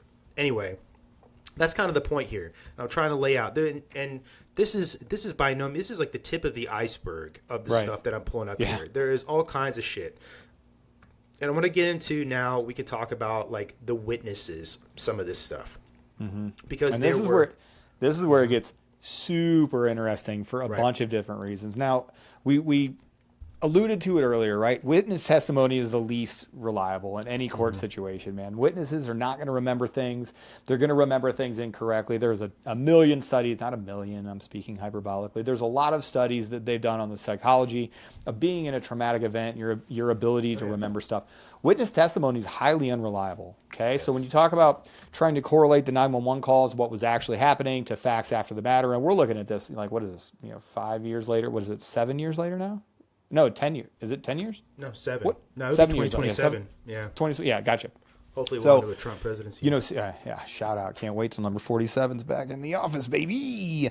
As we look at this, 7 years later with hindsight, we're able to piece a whole bunch of these things together, but there is still so much information out there that we couldn't possibly sift through. So, as we start talking about these witnesses, and there's some very eyebrow-raising things about these witnesses and their whereabouts, and man, I'll turn it over to you, and you can start talking about the witness aspect. Oh yeah, dude. So obviously there's thousands of witnesses, but what I want to talk about are some of these witnesses who just died randomly. And then there's another one who's a security guard from Mandalay Bay named Jesus Campos. He actually went on the Ellen DeGeneres show right after the shooting happened. Right away. He talked to Ellen, gave some testimony. He was a hero on the show. Right. Gone. No one knows where the fuck he is. Okay. And the other thing with that too is there's some misreporting for the official timeline that involves Jesus Campos as well, because there was reports of his injury, stuff like that, and it's supposed to mark this official timeline. But when you go back and watch the news, and then you listen to some of these press conferences, and they use him as a reference point to hinge around some of this stuff, it starts falling apart. But I'm going to read to you guys. These are 8 Las Vegas witnesses dead within 30 days of the attack. And the website I'm on is Las Vegas Criminal Defense, top Las Vegas criminal lawyers, right? So I'm going to read some of these to you. Dennis and Lorraine Carver. The Carvers perished when the car they were in veered from the road and exploded. The car exploded, okay? They were killed instantly in the fiery wreck. Miss Carver told the media of her spouse shielded her from the shooter by spotting a beer locker in which to hide. A week after the wreck, which claimed the Carvers, the couple's oldest daughter, Brooke, received her father's cell phone. Through the chaos at the concert, Mr. Carver had dropped his phone. So another thing, all of these phones, including Mr. Carver's, when these people got them back from the police and the FBI, they were wiped. Why? In what regard do the FBI and the LVMPD have to wipe your phone? No fucking. Why? Yeah. Why is it and they weren't just wiped, they were factory reset, and they were completely bricked. Yep. They were just completely and totally interrogated. First of all, how? Yep. Second of all, why? And as you look, and that dovetails in, and we talked about it earlier, there were something like 5,000 cameras. Yep. I would have to look up and see how many cameras were actually in the local area. Inside cameras, outside cameras that could possibly have caught any number of these incidents. As you look at the huge area that's on the strip there, we know, from Ocean's 11, there's no cameras in this room. Well, there's very few rooms where there are no cameras, to include outside. If you walk anywhere, and I've seen it on the news, they can track you from wherever it is that you have gone. You're not safe in parking garages. You're not safe underneath, you're not safe on trams. You're not safe anywhere. They can see and track you through this thing. They had the technology before 2017. They simply were gone. It simply disappeared into the air as if it was just into the ether. Body cam footage, communications between SWAT personnel that ended up making entry into the room where Stephen Paddock was laying. Dude, the crazy... all of these things have just disappeared. They just don't exist. Yeah. When you are conducting an investigation, there's a level of transparency that you should hold because it lends credibility to your investigation, okay? An investigation is supposed to be bringing the truth to light. And when you hide things and you make an active attempt to hide things like what Aaron was just talking about, all it does is leave room for speculation, which in turn starts to erode the credibility of your investigation. Police officers know this. This isn't just some fucking mistake they make all the time willy-nilly. This is intentional, in my opinion. And none of these deaths, I'll keep reading them to you guys, are just it's an 89-year-old woman who died in her sleep, and you could say, right? So here's Danny Contreras, 35, was killed after being chased by 2 gunmen. His corpse was recovered in an abandoned house after a woman heard a man moaning and called the police. Law enforcement investigated the report and found Contreras dead. Contreras posted on Twitter saying, "Feeling lucky to be alive. Can't believe I got out of the concert. 2 men are stalking me with guns." The next one, this one's really weird. Kimberly Suchamel, she was uninjured at the shooting, but described to the media the attacks and how they were carried out by multiple gunmen who were firing weapons. Her post on Facebook went viral. She said multiple gunmen were not just firing weapons in the crowd, but also pursuing people and shooting them. That's really weird. A week after posting, she was found dead in her bed in her Apple Valley home. Is that in Nevada, Aaron? I do not know where Apple Valley is. The craziest thing about that is if you go type that into Chat GPT right now, it will tell you straight up, oh no, she died of natural causes. It was a pre-existing medical condition. Now listen, if you take, and again, it's circumstantial evidence. We talked about it earlier in the show, right? Man, okay, yes, that's circumstantial. You have one person that died, and you're okay, well, I'll tell you, yeah, that person died. I mean, it doesn't really mean anything. Okay, there's 8. It's like talking about the Clintons. Okay, people are like, oh yeah, the Clintons don't have a body count. Oh, yeah. Do you know any other family that has 59 close associates that have died by mysterious circumstances? When you start talking about all of these, maybe Kimberly Sochimel or, Jesus Calderon or Orville Amon, maybe given in their own silo, it looks totally normal. Oh, yeah, this guy, I don't know, he got into it with 2 guys. They chased him down and they killed him. That sucks. It's Vegas. Maybe they thought they had money on him and they were trying to rob him, whatever. Sure, you could try to make that conclusion. It's 10 people, man. It's eight 8 separate witnesses, and they all had one thing in common, which is they had a story that did not fit the narrative that was put out immediately. That should raise your index of suspicion when you go, okay, hold on, what did all these witnesses have in common? Well, they all died in weird circumstances that are somewhat explainable if they're just on their own and you don't dig too hard. But then number two, all of them in some way spoke out against the prescribed narrative. They talked about multiple shooters. They talked about helicopters. They talked about people that were chasing people down in the streets and shooting them. They talked about small teams of men and women working together. That has to at least pique your interest. Like, as we're so deep into the layers of this thing, anybody out there, if you're still listening and you're like, oh, Aaron and Brandon are on some dumb shit right now, like, I don't know what they're smoking, man, I just don't even know what to tell you, man. I don't even know what to say to you. Like, just look at it. Just take a look at it. Yeah, Ed Bassmaster style, dude. Would you just look at it, okay? Would you just? Yeah. I'm gonna read this last one because this one's fucking weird. So Orville Allman, attorney which represented the music festival. So he's part of the legal representation for Jason Aldean as well, the singer who was on stage. It says that he died from a seizure during sleep, according to the Nashville media. But here's the thing. After the massacre and before his death, Allman reportedly told a friend that his meetings with MGM, Las Vegas police, and the FBI were strange and complex. The lawyer was privy to information which the federal agency would not disclose publicly. He was had a 35-year career representing recording artists. Okay, yeah. All right. This guy was a lawyer representing the show and the actual performing artist, Jason Aldean, who died from a seizure in his sleep, okay? I don't know, man. Again, is it all circumstantial evidence? Yes. Is it all part of a fact pattern? Yes, it is. And the fact that this got just washed up under the rug immediately just is everything, to me, I need to know about the fact that this is a lot more than what meets the eye, you know? Yeah. There's a philosophical, logical fallacy, and it's called the God of the Gaps argument, right? And it's typically wielded against, for those of you that aren't tracking, so when you're having conversations about theology, typically people that are very ideologically motivated will use what's called the God of the Gaps argument. They'll say, well, we don't know how that this worked out. It was God, right? Like, we can't explain it, therefore it's God. And atheists use it all the time to tear down ideological frameworks because they're like, listen, just because you can't explain this part, so you can't possibly make that logical conclusion. Well, it works well in the reverse as well. Right. So this is a handy tool for you to use. Listen, man, just because I can lay out A, B, C, D all the way through, and when I get to W, and then I go, okay, but I can't figure out X, so I think it's Z. And then people will point to that and be like, well, you don't know X. Okay, so you don't know X, so I'm going to throw the baby out with the bathwater. That means it's... No. It works just as well in the reverse. All good logical tools actually work as well in the reverse or in the inverse as they do in the actual application of said philosophical thing. Yep. So when you look at it and you're like, this is where the people that refuse to go that one step further. We go, okay, listen, this guy had no prior history of this. He was never on the FBI's radar. He was not disgruntled. He didn't have any manifesto. There was no proof that he planned this meticulously. He did this by himself. All of the video footage is gone. There's thousands of 911 calls, 10 hours worth of 911 calls of saying multiple shooters and helicopters and all this other stuff. And we can show you all of these other things. Now, we can't tell you why he did it or get you the names of the people that did it. But man, it appears as if he did not act alone in the narrative you're being fed as false.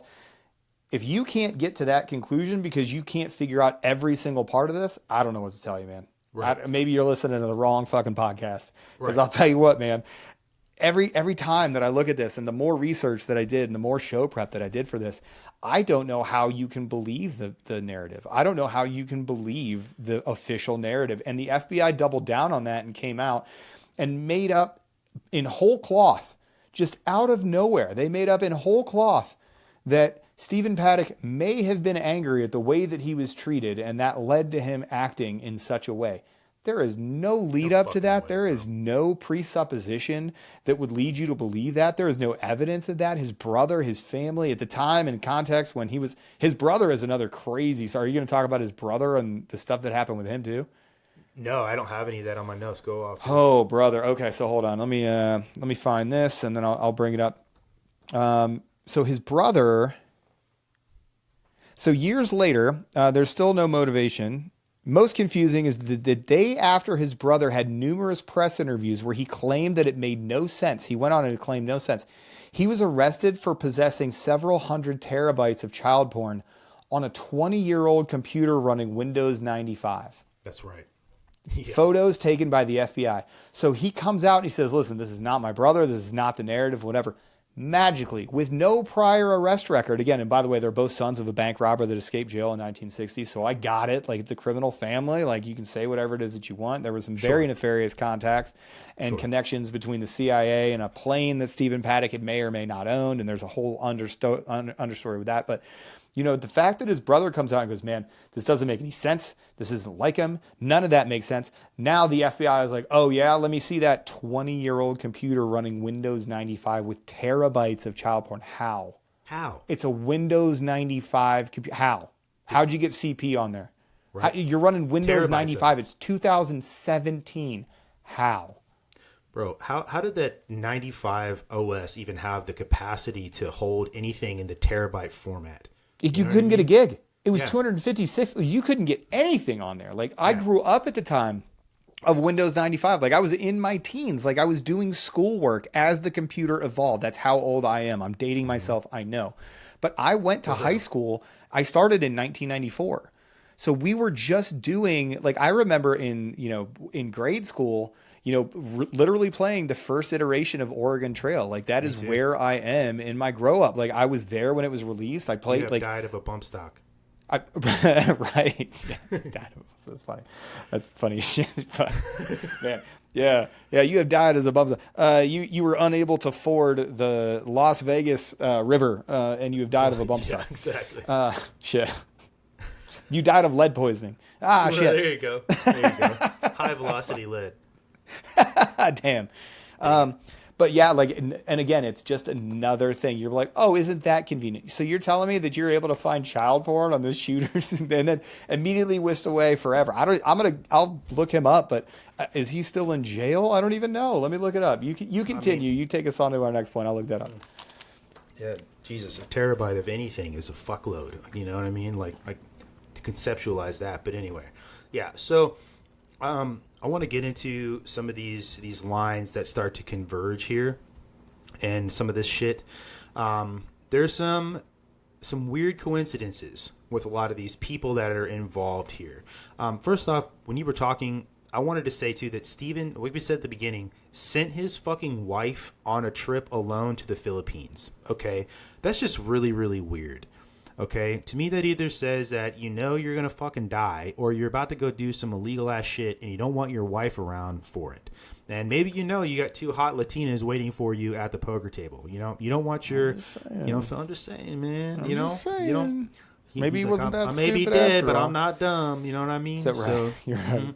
Anyway, so Bruce Paddock, brother of Las Vegas shooter Stephen Paddock, he was largely removed. He's retreated from public life. He was arrested in 2017, but those charges were dismissed in 2018 due to a lack of witness testimony. Scare him. So hold on. What witness testimony do you need for terabytes of child porn? The little paperclip dude that pops up on your. You need help? I seen it. I saw it. Do you need help with a Wayfair ad? Are you trying to order Wayfair online? Yeah. I don't understand. Like, with witness, what do you mean witness testimony? The FBI came out and said, oh yeah, no, we told him, we got him dead right. We got terabytes of porn on this computer. You don't need a witness. So those were dismissed. There were discussions about refiling the case, but no further developments have been reported. As of now, Bruce maintains a low profile and current whereabouts are unclear. He lives a private life. I mean, curiouser and curiouser. Yeah. And I'll tell you what, a year of the big government being like, hey man, you can either shut the fuck up and you can disappear, or you'll spend the rest of your life in jail. Yeah. You ever seen the Ellen Show? You want to disappear like Jesus Campos? Mm-hmm. Yeah. All right. So to go back to your point earlier at the beginning of the show about Stephen being a high roller. There's evidence that also.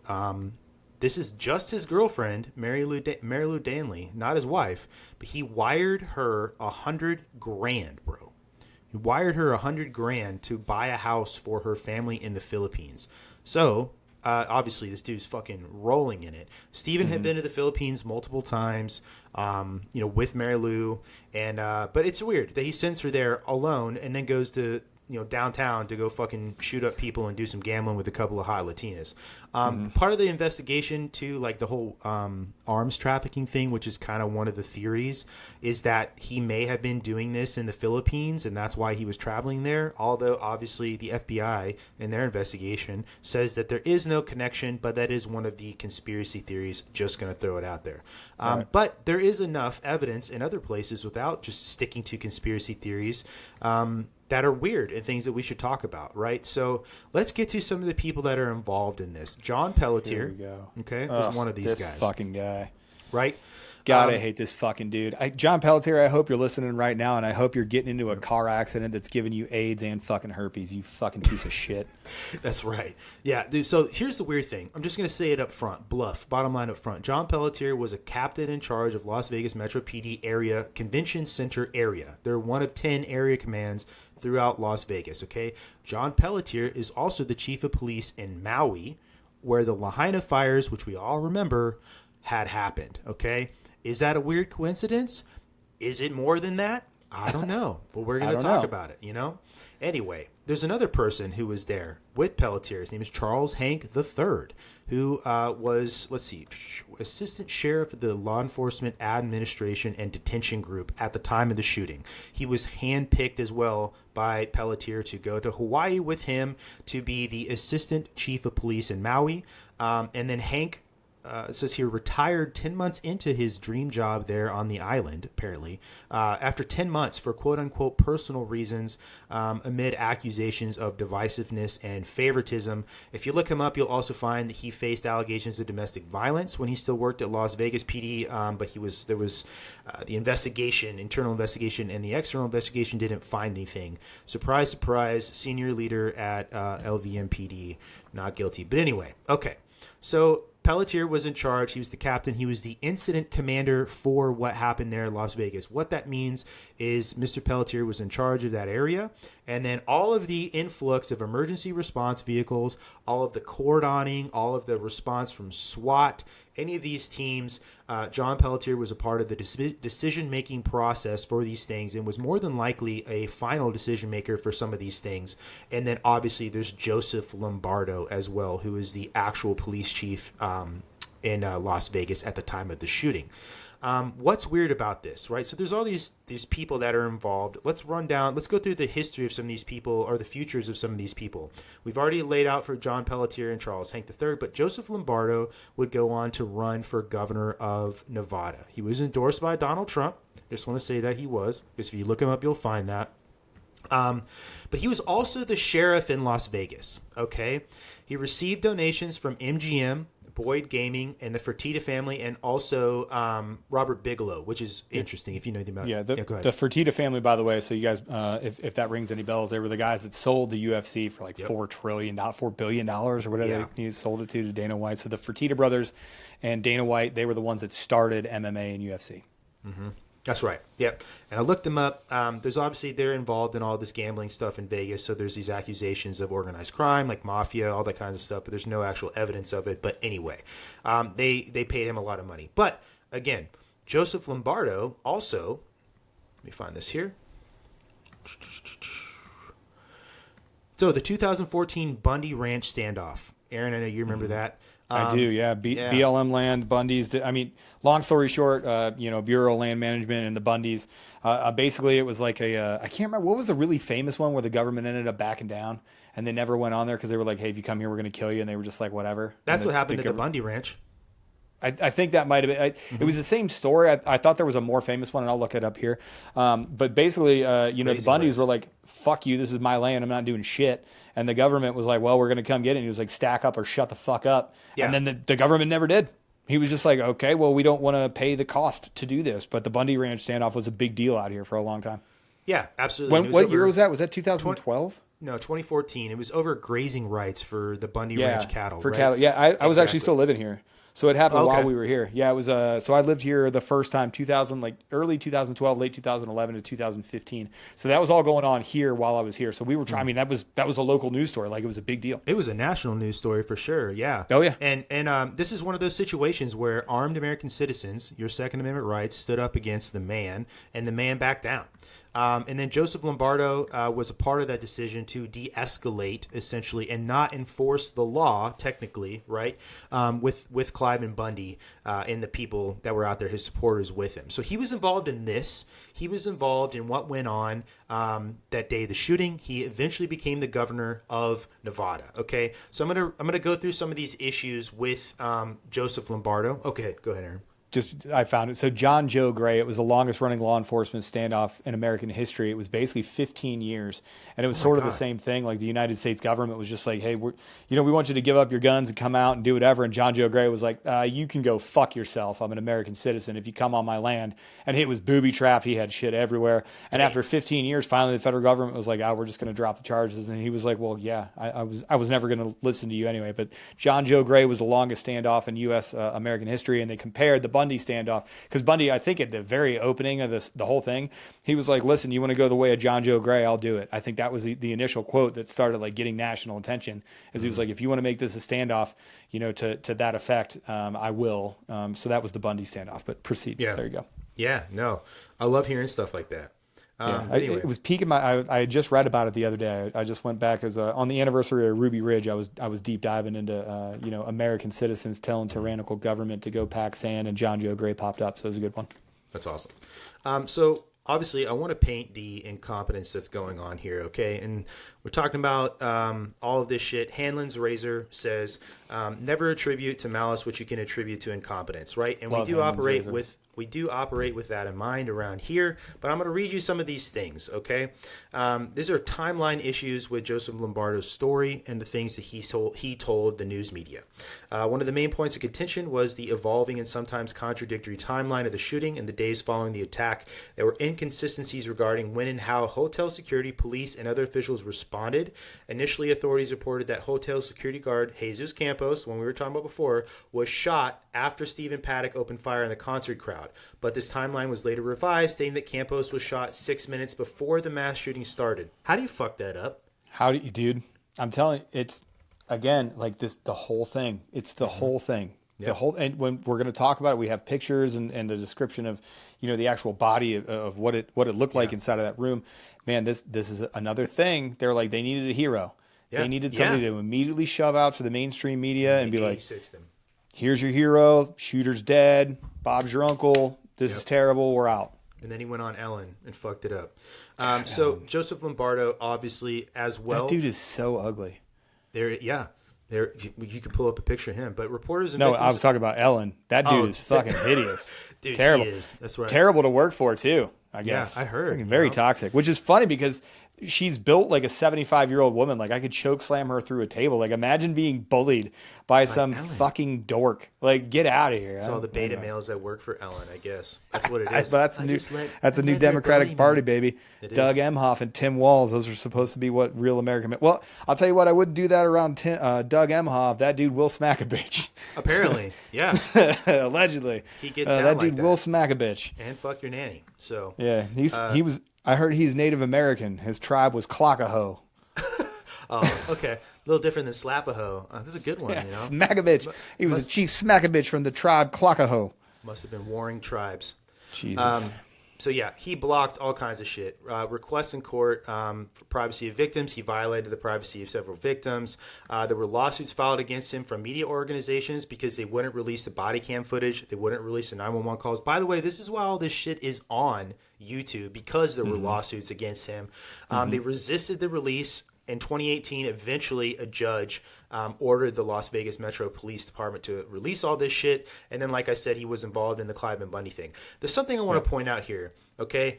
Because there's something, too, with all of these incompetent assholes that work for these large organizations, these large law enforcement organizations, where they just seem to converge with one another, okay?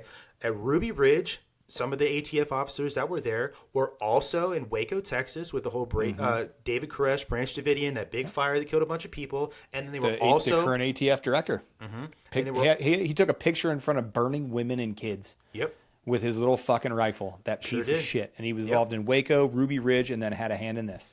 Yep, and also some of these people were involved in the Murrah building bombing in Oklahoma City. You guys remember the Timothy McVeigh, and coincidentally, not really a part of this, but just going to say Merrick Garland, the current AG, was the lawyer who prosecuted Timothy McVeigh, and then the other guy's name escapes me, but you guys know who I'm talking about. Yeah, whatever his fucking name is. Anyway, I just find it really weird that often you see this. It's not just one thing where it's like, Joseph Lombardo was involved in the Bundy thing. Like Ruby Ridge, Waco, Texas, the Murrah building in Oklahoma City, like all this, it's like almost like you've seen it in probably your squadron where you've got like an incompetent officer and they just move them somewhere else to get rid of them, right? Yeah, that's kind of what they just shuffle them around. Like you can't fire them, you just shuffle them around. Yeah, it's terrible. Yeah. Anyway, okay, so John Pelletier also after this applied for the position for the police chief at Maui. He was unanimously accepted by the Maui Police Commission.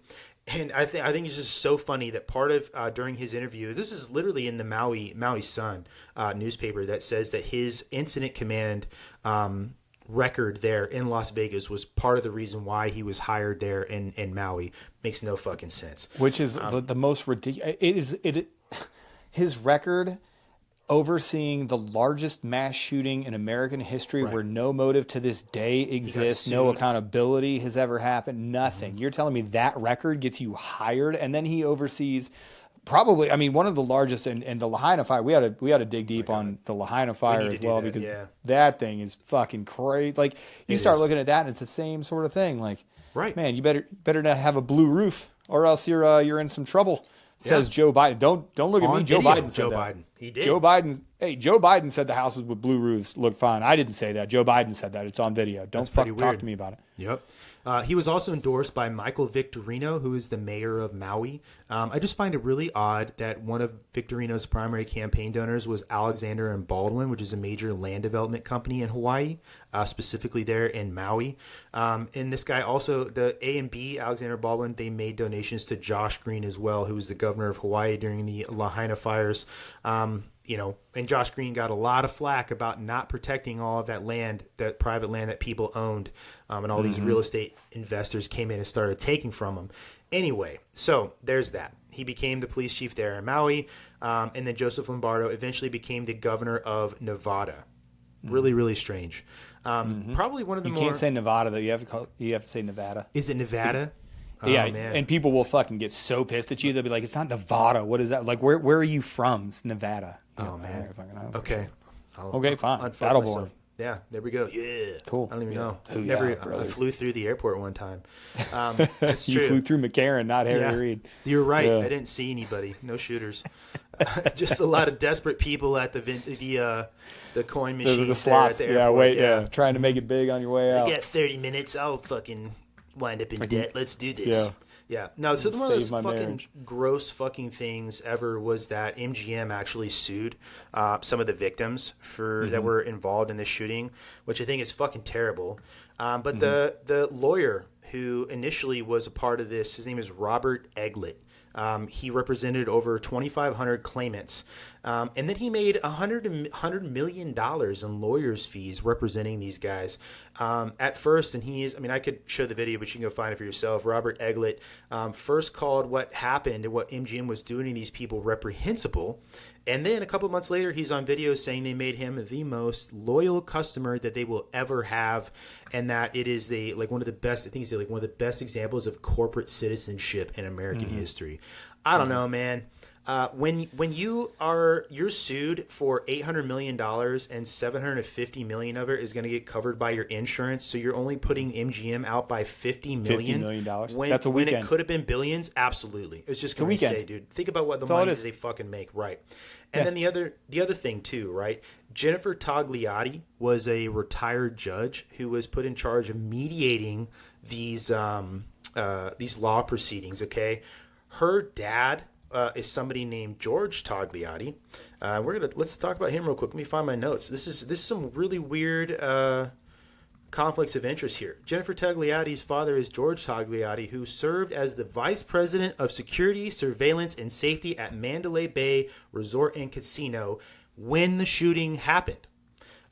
Coincidentally, he was also held prominent roles in law enforcement to include being a former FBI special agent, and he's currently the director of the Nevada Department of Public Safety.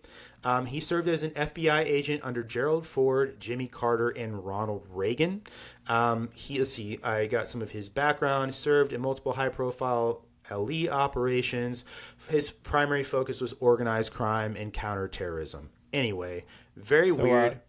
Yeah, go ahead. Mandalay Bay, just to bring up some numbers, Mandalay Bay was making about 100. They went down by 6.7% in the quarter of which we're talking. So we're talking about the lawsuits. Right. And by the way, they rebounded just fine. But if you just looked at that quarter, if they had to pay right there, they brought in about 185.6 million for that quarter. So that's a 4-month period they're making. So literally a drop in the bucket of these guys. Yeah, so it wasn't 50 million a weekend. It was 185 million over the quarter, which is just absolutely ridiculous. It's absolutely ridiculous. MGM proper, so they own all those other properties, right? So they've got MGM Grand and Park and New York, and they own a bunch of properties that are down there right now. They even alleged in court that the things that happened at those properties never happened. They just went straight into court and they're like, no, that didn't fucking happen. And like the New York is like, no, we have to admit to this because it's true, and we're going to get nailed for libel in this lawsuit unless we agree that it happened. And MGM, even in court, held it. They were like, no, it didn't happen. And then they were forced to pay this settlement. Yep. It's wild. Here's some more really weird shit. I'm gonna stick with like the money here, right? Because you follow the money, okay? The George Soros connection. What is up with this fucking Nazi always being involved in everything, bro? God dang it! I hope that same car accident where Josh Pelletier is in that, or John Pelletier. I hope he's getting in the same accident. I hope George Soros and his son Alex, as a matter of fact, I hope they're both getting AIDS and anal fucking raped in that same. I hope it's a weird car accident where a roving band of marauders decide to anally rape them as they're burning to death in a car. That's like just the end of the new Joker movie, which apparently pissed everybody off. I read something on that movie. So first of all, I was like, whatever. As soon as I saw that the director was going to take it the direction that he did, I was like, okay. So you're telling me that there's a whole bunch of disaffected young white men in America that look and they go, oh, here's a guy just trying to live his life, and the world keeps shitting on him every single place that he turns, and it turns him into this supervillain. Wow. I really connect with that. And then Hollywood had to jump in and take Lady Gaga. And then it ends with this weird like gang rape scene. And I was like, I was reading it and I was like, why can't DC Comics get their shit together, bro? I was like, let me just close this. That's enough internet for the day, Aaron. Right. Like, what are we talking about here? It's like we're going to create a Joker character that has nothing to do with the actual lore of Joker at all, you know? And I thought it was cool. Like, here's a fucking dark origin story. Mm-hmm. Anyway, we're getting way off fucking topic. We are way off. Yeah. Anyway, okay. Sorry. So the Soros connection. SEC filings in August of 2017. 42 million of put options George Soros put on MGM, meaning those put options that he hopes the stock value falls. Goes down. Why would you do that? A couple months before. Because you know that it's going to go. It's the same reason. And I got hit with this on a fact check. It's the same reason the DJT, the stock was shorted just before his fucking, assassination attempt by multiple fucking organizations. And then they were like, oh yeah, it was a mistake. Sorry. We hit the wrong button. Get the fuck out of here. It happens every time. It happened in 9/11. It happens now. The insurance policy Donnie that would take it out on the buildings. It happened here. It happened with Donald J. Trump. It happens every single time. You can follow the money and you can be like, oh, that's weird. Why would Nancy Pelosi's husband sell 500,000 worth of stock in Visa when they knew that there was an antitrust violation that was coming through Congress? Oh boy, that's weird. That's fucking suspicious. Fucking idiots. Yeah, but you look at it every single time and it's like these people stand to make billions off of these put options, and then people will dare to be like, oh well, they're just smart businessmen. That doesn't raise your index of suspicion at all. Essentially this Nazi supervillain that we got running around. You're telling me that this guy that seemingly has called everything right and has amassed a fortune that you can't even possibly comprehend with your stupid human brain that can't comprehend infinity appropriately. You're telling me that you just happen to think that just before this tragic event happens, he just puts put options in and that was just good business because he's just that smart? Get the fuck out of here. Get the fuck out of here. Yep. So here's some more stuff that's really, really interesting, okay? And you could take it for what it's worth because this is from Reddit, okay? But September 10th, okay, of 2017, an anonymous user on Reddit sent 3 messages in a Reddit thread warning of an upcoming false flag event taking place in Vegas for a government exercise, quote unquote, high incident project to make Americans think places with security, like as much security as Vegas, aren't secure enough and to avoid large crowds. Okay, here's some other stuff. Michael Chertoff, okay, former U.S. Secretary of Homeland Security, was involved, and the Chertoff group that he started was involved as well in these SEC filings. What did Michael Chertoff also co-author that took away a lot of your rights? The Patriot Act. The Patriot Act. That's right. Go figure. Crazy. Yeah. He was Bush's former Secretary of Homeland Security. A major conflict of interest, demanded security agencies around the United States install security machines that his company created. And yeah, so Crazy. It's crazy. MGM Resorts International decided to approve $1 billion of share repurchase program at a net worth of $17.7 billion today. In 2024, the program represented a significant portion of its current stock market cap. By the end of the week, 2 weeks before the terror attack, MGM's CEO, James Murren, coolly divested himself of 80% of those shares he owned in the company, and the divestment came just days before the ex-dividend date of September 8th, 2017. And so again, right, prior knowledge is what that says to me, okay? But here are the hotels that are owned by MGM. Bellagio, Luxor, New York, the Mirage, MGM Grand. And all of those resorts, the security guards that work at those resorts made 911 calls to report shootings at those resorts specifically, despite MGM denying that happened later. All the way through court. All the way through court. They were like, this never fucking happened. They own that entire, and again, I think it's Warm Springs and Las Vegas Boulevard. I'll have to fucking look it up if I cared enough. But it's that whole area. It's MGM. It's across the street. Now it extends all the way. So that's where T-Mobile is now, because I don't think that T-Mobile was there either in 2017. But it extends all the way up to T-Mobile. So they have MGM Park, and then they've got like the outside area around the T-Mobile arena and stuff. Yeah. They own all of that. Like they own that entire south part of that. And now that it's opening up, the baseball stadium is going in. They just took down the Flamingo. Was it Flamingo? Yeah. So they just took down the Flamingo. Is it the Flamingo? I don't know, brother. You would know better than I don't me. know. I said it earlier in the podcast, and I believe there. I got it correct. The Tropicana. They took down Tropicana. the Okay. Yep. But I'll tell you what, they own all that land. Like that is an entire thing. And the MGM, they stuck to their guns this entire time. They're like, oh no, that totally never happened. And because they would have gotten even hammered even further, the folks at the New York, Excalibur, Luxor, all those other properties, New York, Mirage, they had to admit, they were forced to admit, thanks to the lawsuit in court, that those calls actually happened. And MGM never walked it back. They were just like, nah, that didn't fucking happen, because they had these people that were on retainer and they were just too big. They were just too big to fuck with. So they were like, nah, go fuck yourself, I guess. It's crazy too, man. And this is right. I'm just going to say it this way because I don't want to be, first off, an echo chamber for anybody on this podcast and this podcast in general. Okay. To me, this is a mistake on DJT for endorsing Joseph Lombardo, because it is well documented all the way through this happening, all the way up until he became the governor of Nevada. That he was working. Yeah, you're welcome. He was working against releasing a lot of this information, and to me, it's just was a political move to endorse him, to get a Republican in there and overthrow the Democratic incumbent. Whatever, all of these things. But anyway, just wanted to say that, man. I have the ability to criticize Donald Trump as well. Yeah, all politicians are trash. Donald 100%. Trump is a and don't tell me this whole no true Scotsman game that people play with Donald Trump. Oh well, he's not a politician. Shut the fuck up. He's a fucking president. He's running a political campaign. He's playing politics. You may like him. He may operate differently than a politician. Guess what? He fits into the exact same category for me as every single other politician, which means I hate them, I don't trust them, and they are the antithesis to individual rights, freedoms, and the American citizenry. Like, that just is what it is. You should be inherently skeptical of any politician. And that argument worked in 2016. when he's not a politician. Not anymore. Any person who seeks dominion over another man, especially if you do it behind the barrel of a gun, you and I are at odds. There is only one person that rules over me, and it ain't a fucking human on the face of this planet, homie. Yeah. So fuck off. Absolutely. So no, I just wanted to point all these things out. There's these people, there's conflicts of interest, there's people that are involved in multiple sketchy things. Joseph Lombardo, Charles Hank, John Pelletier, and Lahaina, all of these different things. Clive and Bundy, the Bundy Ranch incident, 2014.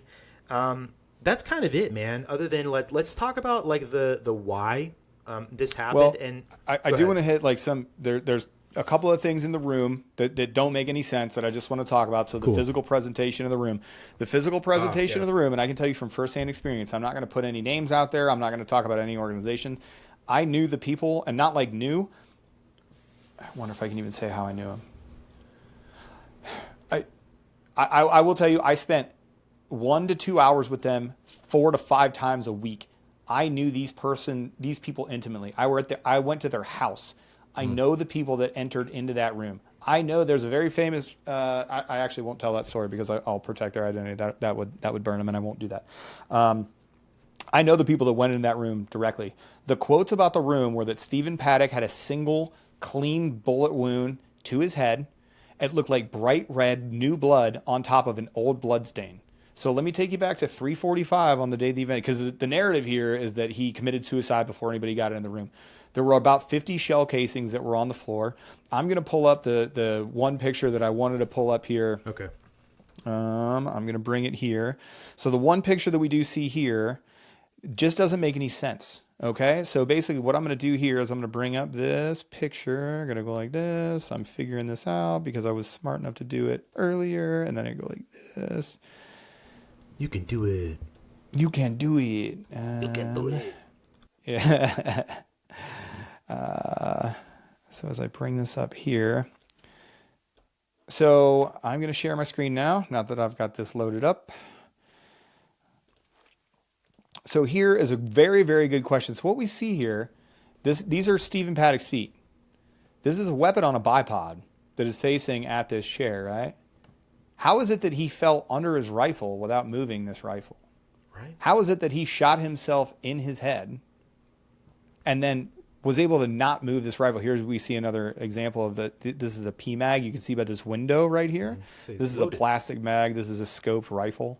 As we look at this stuff here, we look at, what is it? This is tape and this is the punch for the window. How in the world did he commit suicide, shoot himself underneath this scoped rifle, which is not an automatic rifle? How did he do that without actually moving that rifle? Why were there only 50 shell casings on the ground? Why, like the people that went in, it took cops almost an hour to enter. I want to say almost an hour to enter the room after the shooting stopped. They did not enter that room right away. There was a lot of consternation. People didn't know what was going on. I will tell you, like one of the hardest tactical scenarios that you will ever fucking do in your life is trying to clear a large building like that. It is not like the Hurt Locker. It is fucking, you go past doors, like you don't know what's behind these doors. It was adjoining rooms, so they initially made entry into the other room. Stephen Paddock, the room setup was pretty crazy. I'll just read about, the room setup here. Sorry, I had to scroll. Investigation. So the room setup in his hotel room, Paddock had set up multiple cameras inside and outside the suite to monitor the hallway and the concert venue. We don't have any of that footage. He had also barricaded the door, set up a shooting platform near the windows, which were not supposed to be opened. Like you cannot open these windows. However, somehow with a hammer or a tool, and you guys saw that kind of punch tool, that's how he actually opened the window. Paddock took his own life in the hotel room before law enforcement could breach his suite. When police entered, they found him dead from a self-inflicted gunshot wound, which is okay. But it looked like, by all accounts and by eyewitness accounts, it looked like brand new fresh blood on an old blood stain. It looked staged as fuck. He fell and did not disturb the rifle that was at his feet. Nothing wrong in the room. 50 shell casings for 100. And by the way, those thousands of rounds that were fired, no clue. You know what that says to me? first off, that probably he was shot and killed earlier in the afternoon. Okay. I think so. And then they went up into that room knowing that there's all this firing going on, shooting down this crowd, that they've got a very small, limited amount of time to get the fuck out of that room. And whatever the hell else is going on the roof and all this other shit, okay? Yep. That they didn't have the time to set it up the way that it would look like, you know, he fucking offed himself and didn't put his foot up underneath his fucking rifle.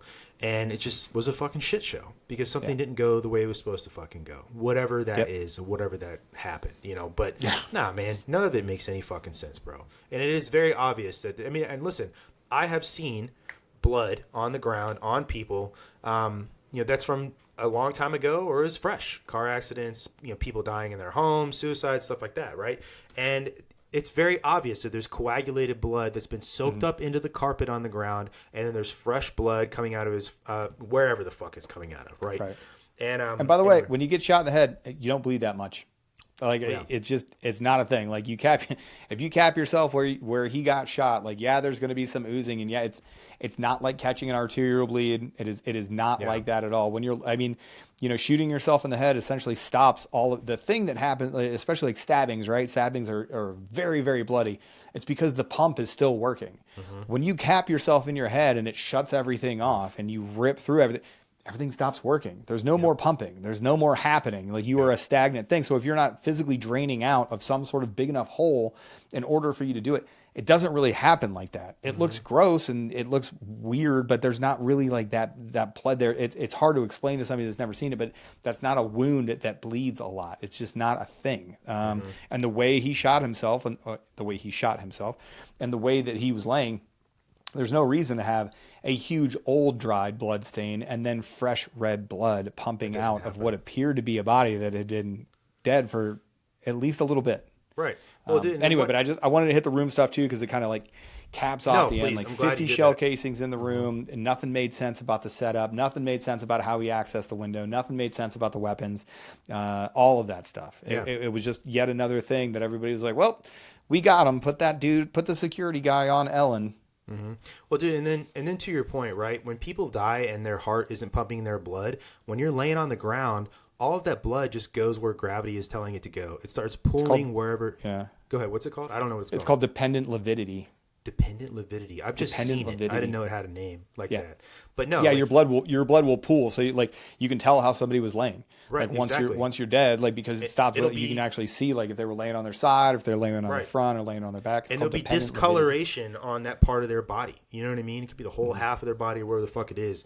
And I don't know. Stephen Paddock doesn't look like he's been just freshly shot. To me, you know, having happened upon bodies before. But anyway, the Saudi connections. You want to talk about that for a little bit? There's some weird things. Oh my God, the Saudi. We got George Soros. We got to talk about the Saudis. You know, this is crazy to me. To me. Yeah. So again, there's no hard evidence of any of these things, but we're going to talk about it because it's deserving, and obviously, it's not just what the FBI says happened. So essentially the connection and the accusation is that there was a Saudi arms deal gone wrong involving Prince Mohammed bin Salman, and then potentially one of the Khashoggi brothers, Adnan Khashoggi. You guys may remember Jamal Khashoggi, literally a year later, and again, Ian Carroll talks about it on the Danny Jones podcast, was cut up at the embassy in Turkey and died, right? And that lured in. He was a journalist, Jamal Khashoggi, dual citizen of America. For a marriage license, wasn't he, when that happened? Pretty sure he was. Walked in, was lured in under false pretenses. And his fiance waiting for him outside. Yeah, murked him, cut him up into pieces. Yeah. Anyway, so at the direction of MBS, they found this out. It was 100%. So we got Soros, we got the Saudis. Here we're going to add another name to this list. Adnan Khashoggi used to arms traffic with none other than Jeffrey Epstein, who didn't kill himself. There's a lot of big names in this, man. Isn't this fucking crazy, dude? Yeah. Like what the fuck was going on here that is this big, potentially with these big ass fucking names? Like, if these people are involved, even a Saudi arms deal gone wrong feels too small for this situation, doesn't it? Right. Yeah. Well, and if Epstein's involved, I mean, you know, all signs point to Epstein being a Mossad agent. So now we're talking like You want to talk about going deep, homeboy? Like, Yeah. you're telling me Mossad wasn't involved in this? You're telling me if Jeffrey Epstein and Alex Soros and George Soros, not Alex, but George Soros, all of these people have, the ability, the motive, the money, the ability to keep it quiet, the influence to make it happen. And now we're going to throw in the name, MBS. We're talking about the highest levels of all of these folks. And then you put Epstein in there. And Epstein, again, it's one of those things where I don't want to speak as if I know, but if you don't think that Jeff Epstein was a Mossad agent, I don't know what to tell you. Dude, I don't know what you're books, reading. There's 2 books by Whitney Webb, and they're called One Nation Under Blackmail.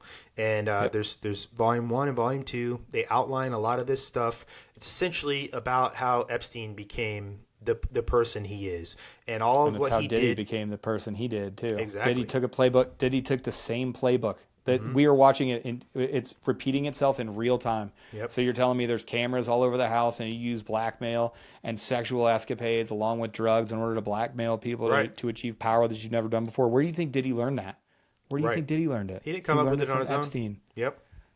Yeah, dude, this is the way that they get people who lead nations to do what they want them to do. Right? You're right. You can't just threaten them with something stupid like I'm going to kill you, because these guys are followed around by Secret Service and bodyguards all the fucking time. You have to have something that'll just absolutely ruin their life, and that's what this shit is, So I mean, like, to me, this question, right? There's too much of a fact pattern for all of these things to not be anything other than something big, and definitely isn't just Stephen Paddock, like Occam's razor. It's just him up there out the fucking window with 23 fucking rifles. It makes no sense. Was this an inside job of the FBI to kill conservatives at a country concert and push gun law reform? Right? Togliatti was an FBI agent under 3 presidents. Right? Was this a Saudi weapons deal gone wrong, and then an assassination attempt on Mohammed bin Salman? I don't know. And you know what? And again, you'd have, as we're standing in front of our little board with all of our like red lines and shit, right? Like, I mean, it's easy to connect dots that aren't there, but when you look at these things and you look back, it only goes one way. Right. These things only happen. Like, hurricanes only hit red states. They only hit counties in North Carolina where 27 out of 31 counties vote for President Trump. They only happen at country music festivals. The only people that are getting the only people that are getting fact checked and absolutely destroyed on social media, it only goes one way. It never goes. You would never see this at a Taylor. They're able to thwart ISIS plans at a Taylor Swift concert, no problem. They put that right out there. But this one, he would. Oh my goodness!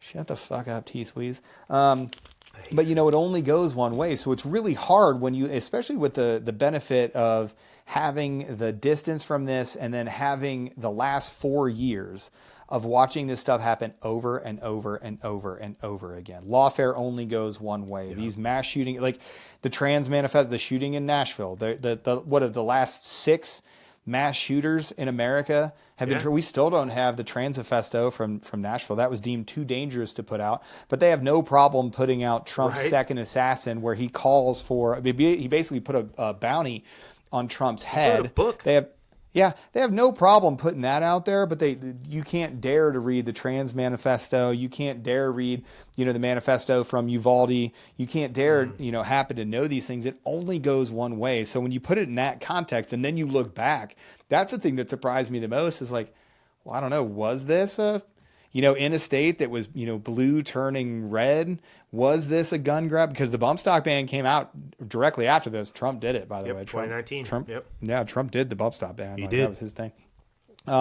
Which is, again, like all gun laws are infringements, period. Shall not be infringed. Second Amendment is only 27 words long, ends with shall not be infringed. It's very clear. I'll tell you what, you look back at it in that lens and you're like, I don't know. That seems like, a larger power play. To what end? Man, that's a bigger question. And now that we've gotten kind of like all the way to the end of this thing, now that's where it's like, that's where you and I are like, I can look at all this information and I can make a coherent argument, or at least a coherent choice, and be like, This is a mountain of information. Yeah, we don't know for why. We don't know for what. We're never going to have a motive. We're never going to have somebody that just steps up and be like, yeah, man, this is the play. We want to install these people. When we call this, we wanted to have this discussion, at the forefront of American politics. We wanted to, undermine America in this way. And, this cabal of people or the globalists or, whatever it is that you want to call it. Like, we're never going to have that answer. We just aren't. Like, that's the fact of the matter. But it's hard not to look at it like that. It's super hard not to look at it like that because you're like, I don't know, man. It seems pretty false flaggy to me. It seems pretty Boston Marathon-y to me. It seems like there's a lot of things in here that bear the hallmarks of a whole bunch of other things. And then just look at the first Trump assassination attempt. Right. You're telling me this kid Crooks had 2 cell phones that we still can't get into? We don't know anything about him? He was firing at the same Discord gun ranges as Homeland Security. There's an FBI agent that was pinged at a cell tower that at his house like 6 times prior to the attack. Yeah. Oh, really? Oh, you pulled the sniper team off 4 minutes beforehand. You had eyes on them 30 minutes beforehand. Like, these are all the same hallmarks that have led me to believe, hey, man, that's not the correct narrative. When you look at the Vegas shooting and you look at what happened, I don't know how it is that you can call yourself intellectually honest and look at it and go, I just believe the narrative. I just believe the narrative that they gave me, and the FBI was right. He was probably just a disgruntled whale that, planned this, even though his wife didn't know about it, and then just, prosecuted this on his own. Honey. 60 dead, 850 injured. It was the biggest mass shooting in American history, and they just honored, and I'm glad I didn't say celebrated, they just honored the citywide, it's a big deal here every year. Every year they're like, hey, Vegas strong, and we remember, these people that died, and all those people still live here. All the cops still live here. They're still working to this day. The people are still, I've talked to people that were involved in the shooting. Right. And I know all of them. One of my close friends responded to it. I had a friend that was shot. So it was a real thing. Like, this is not fake. It's not a crisis actor thing. It really did affect this community. It really did affect this city. It really did affect this state. It affected everybody that went through it. But it did not last on the national stage for very long. And that in and of itself is crazy. We're still talking about January 6th. Right. We don't talk about this at all. They never even bring it up in the gun. And that's a telling thing to me now that we're kind of talking through it. In the gun control debate, this is never brought up. It's never brought up. Nobody ever points to this and is like, do you want another Las Vegas to happen again? Because we need to ban assault rifles. They're just like, no, we're just not going to talk about it. Yep. It's just not even in. You would think that would be the benchmark for the argument. Every single one. Look at this. Nope. Every single time. Because they don't want you to think about it. That's why it's so hard to find any of this shit online. And there's plenty of open source shit out there, but it is an actual serious effort to go and find this shit. And to the point earlier that we were making, right? If you don't want people to speculate, then you put as much in. Obviously, there's things that in an investigation you have to withhold because it protects the investigation and how that goes, right? Until the investigation is done. But if you don't want people to speculate and you want people to understand what happened, you put all this shit out there and you give an explanation. You don't try to hide things. You don't withhold information. You don't get sued for putting out information. None of this shit, It just doesn't make any sense, and that's kind of what we've been asking you guys to do this whole time is listen to the things that are tangible. You can hear people's 911 calls. You can hear them talking about multiple shooters. You can hear what is obviously multiple weapon systems being fired. You saw multiple muzzle flashes. All these things. Just look at the fact patterns, look at the evidence in front of you, and make your own determination. Not asking you to speculate, not asking you to fill in the gaps. Obviously, Aaron and I talked a little about some of the stuff that, but that's what we're doing. We're having a conversation, right? There is enough evidence out there that just 100% disproves the fact that Stephen Paddock lone wolfed all the way up to the fucking 32nd floor and waxed a bunch of people at a Jason Aldean concert. Makes no fucking sense. Yeah. There are very few things that I'll hang my hat on. This little backwards cap that I'm wearing. I'm also going to grow my hair out very long. I've decided on that. I'm not going to grow a beard like most veterans. I'm going to grow my hair out because I got these luscious locks. I've never had real long hair, so we'll see. Okay. But I can say one thing with certainty. Stephen Paddock did not act alone. That is fucking bullshit. The narrative that the FBI and that everybody wants you to believe that Stephen Paddock on his own is a 64-year-old male. And I'm just going to read this one off because it's one of my favorite memes of all times because it's got I'll share it here just because it's one of those things. When I saw it, I literally saw this meme and I thought to myself, I was like, holy shit. boy, that is a lot of good freaking points. And I'll bring it up here on the screen. But, this is the one that did it for me.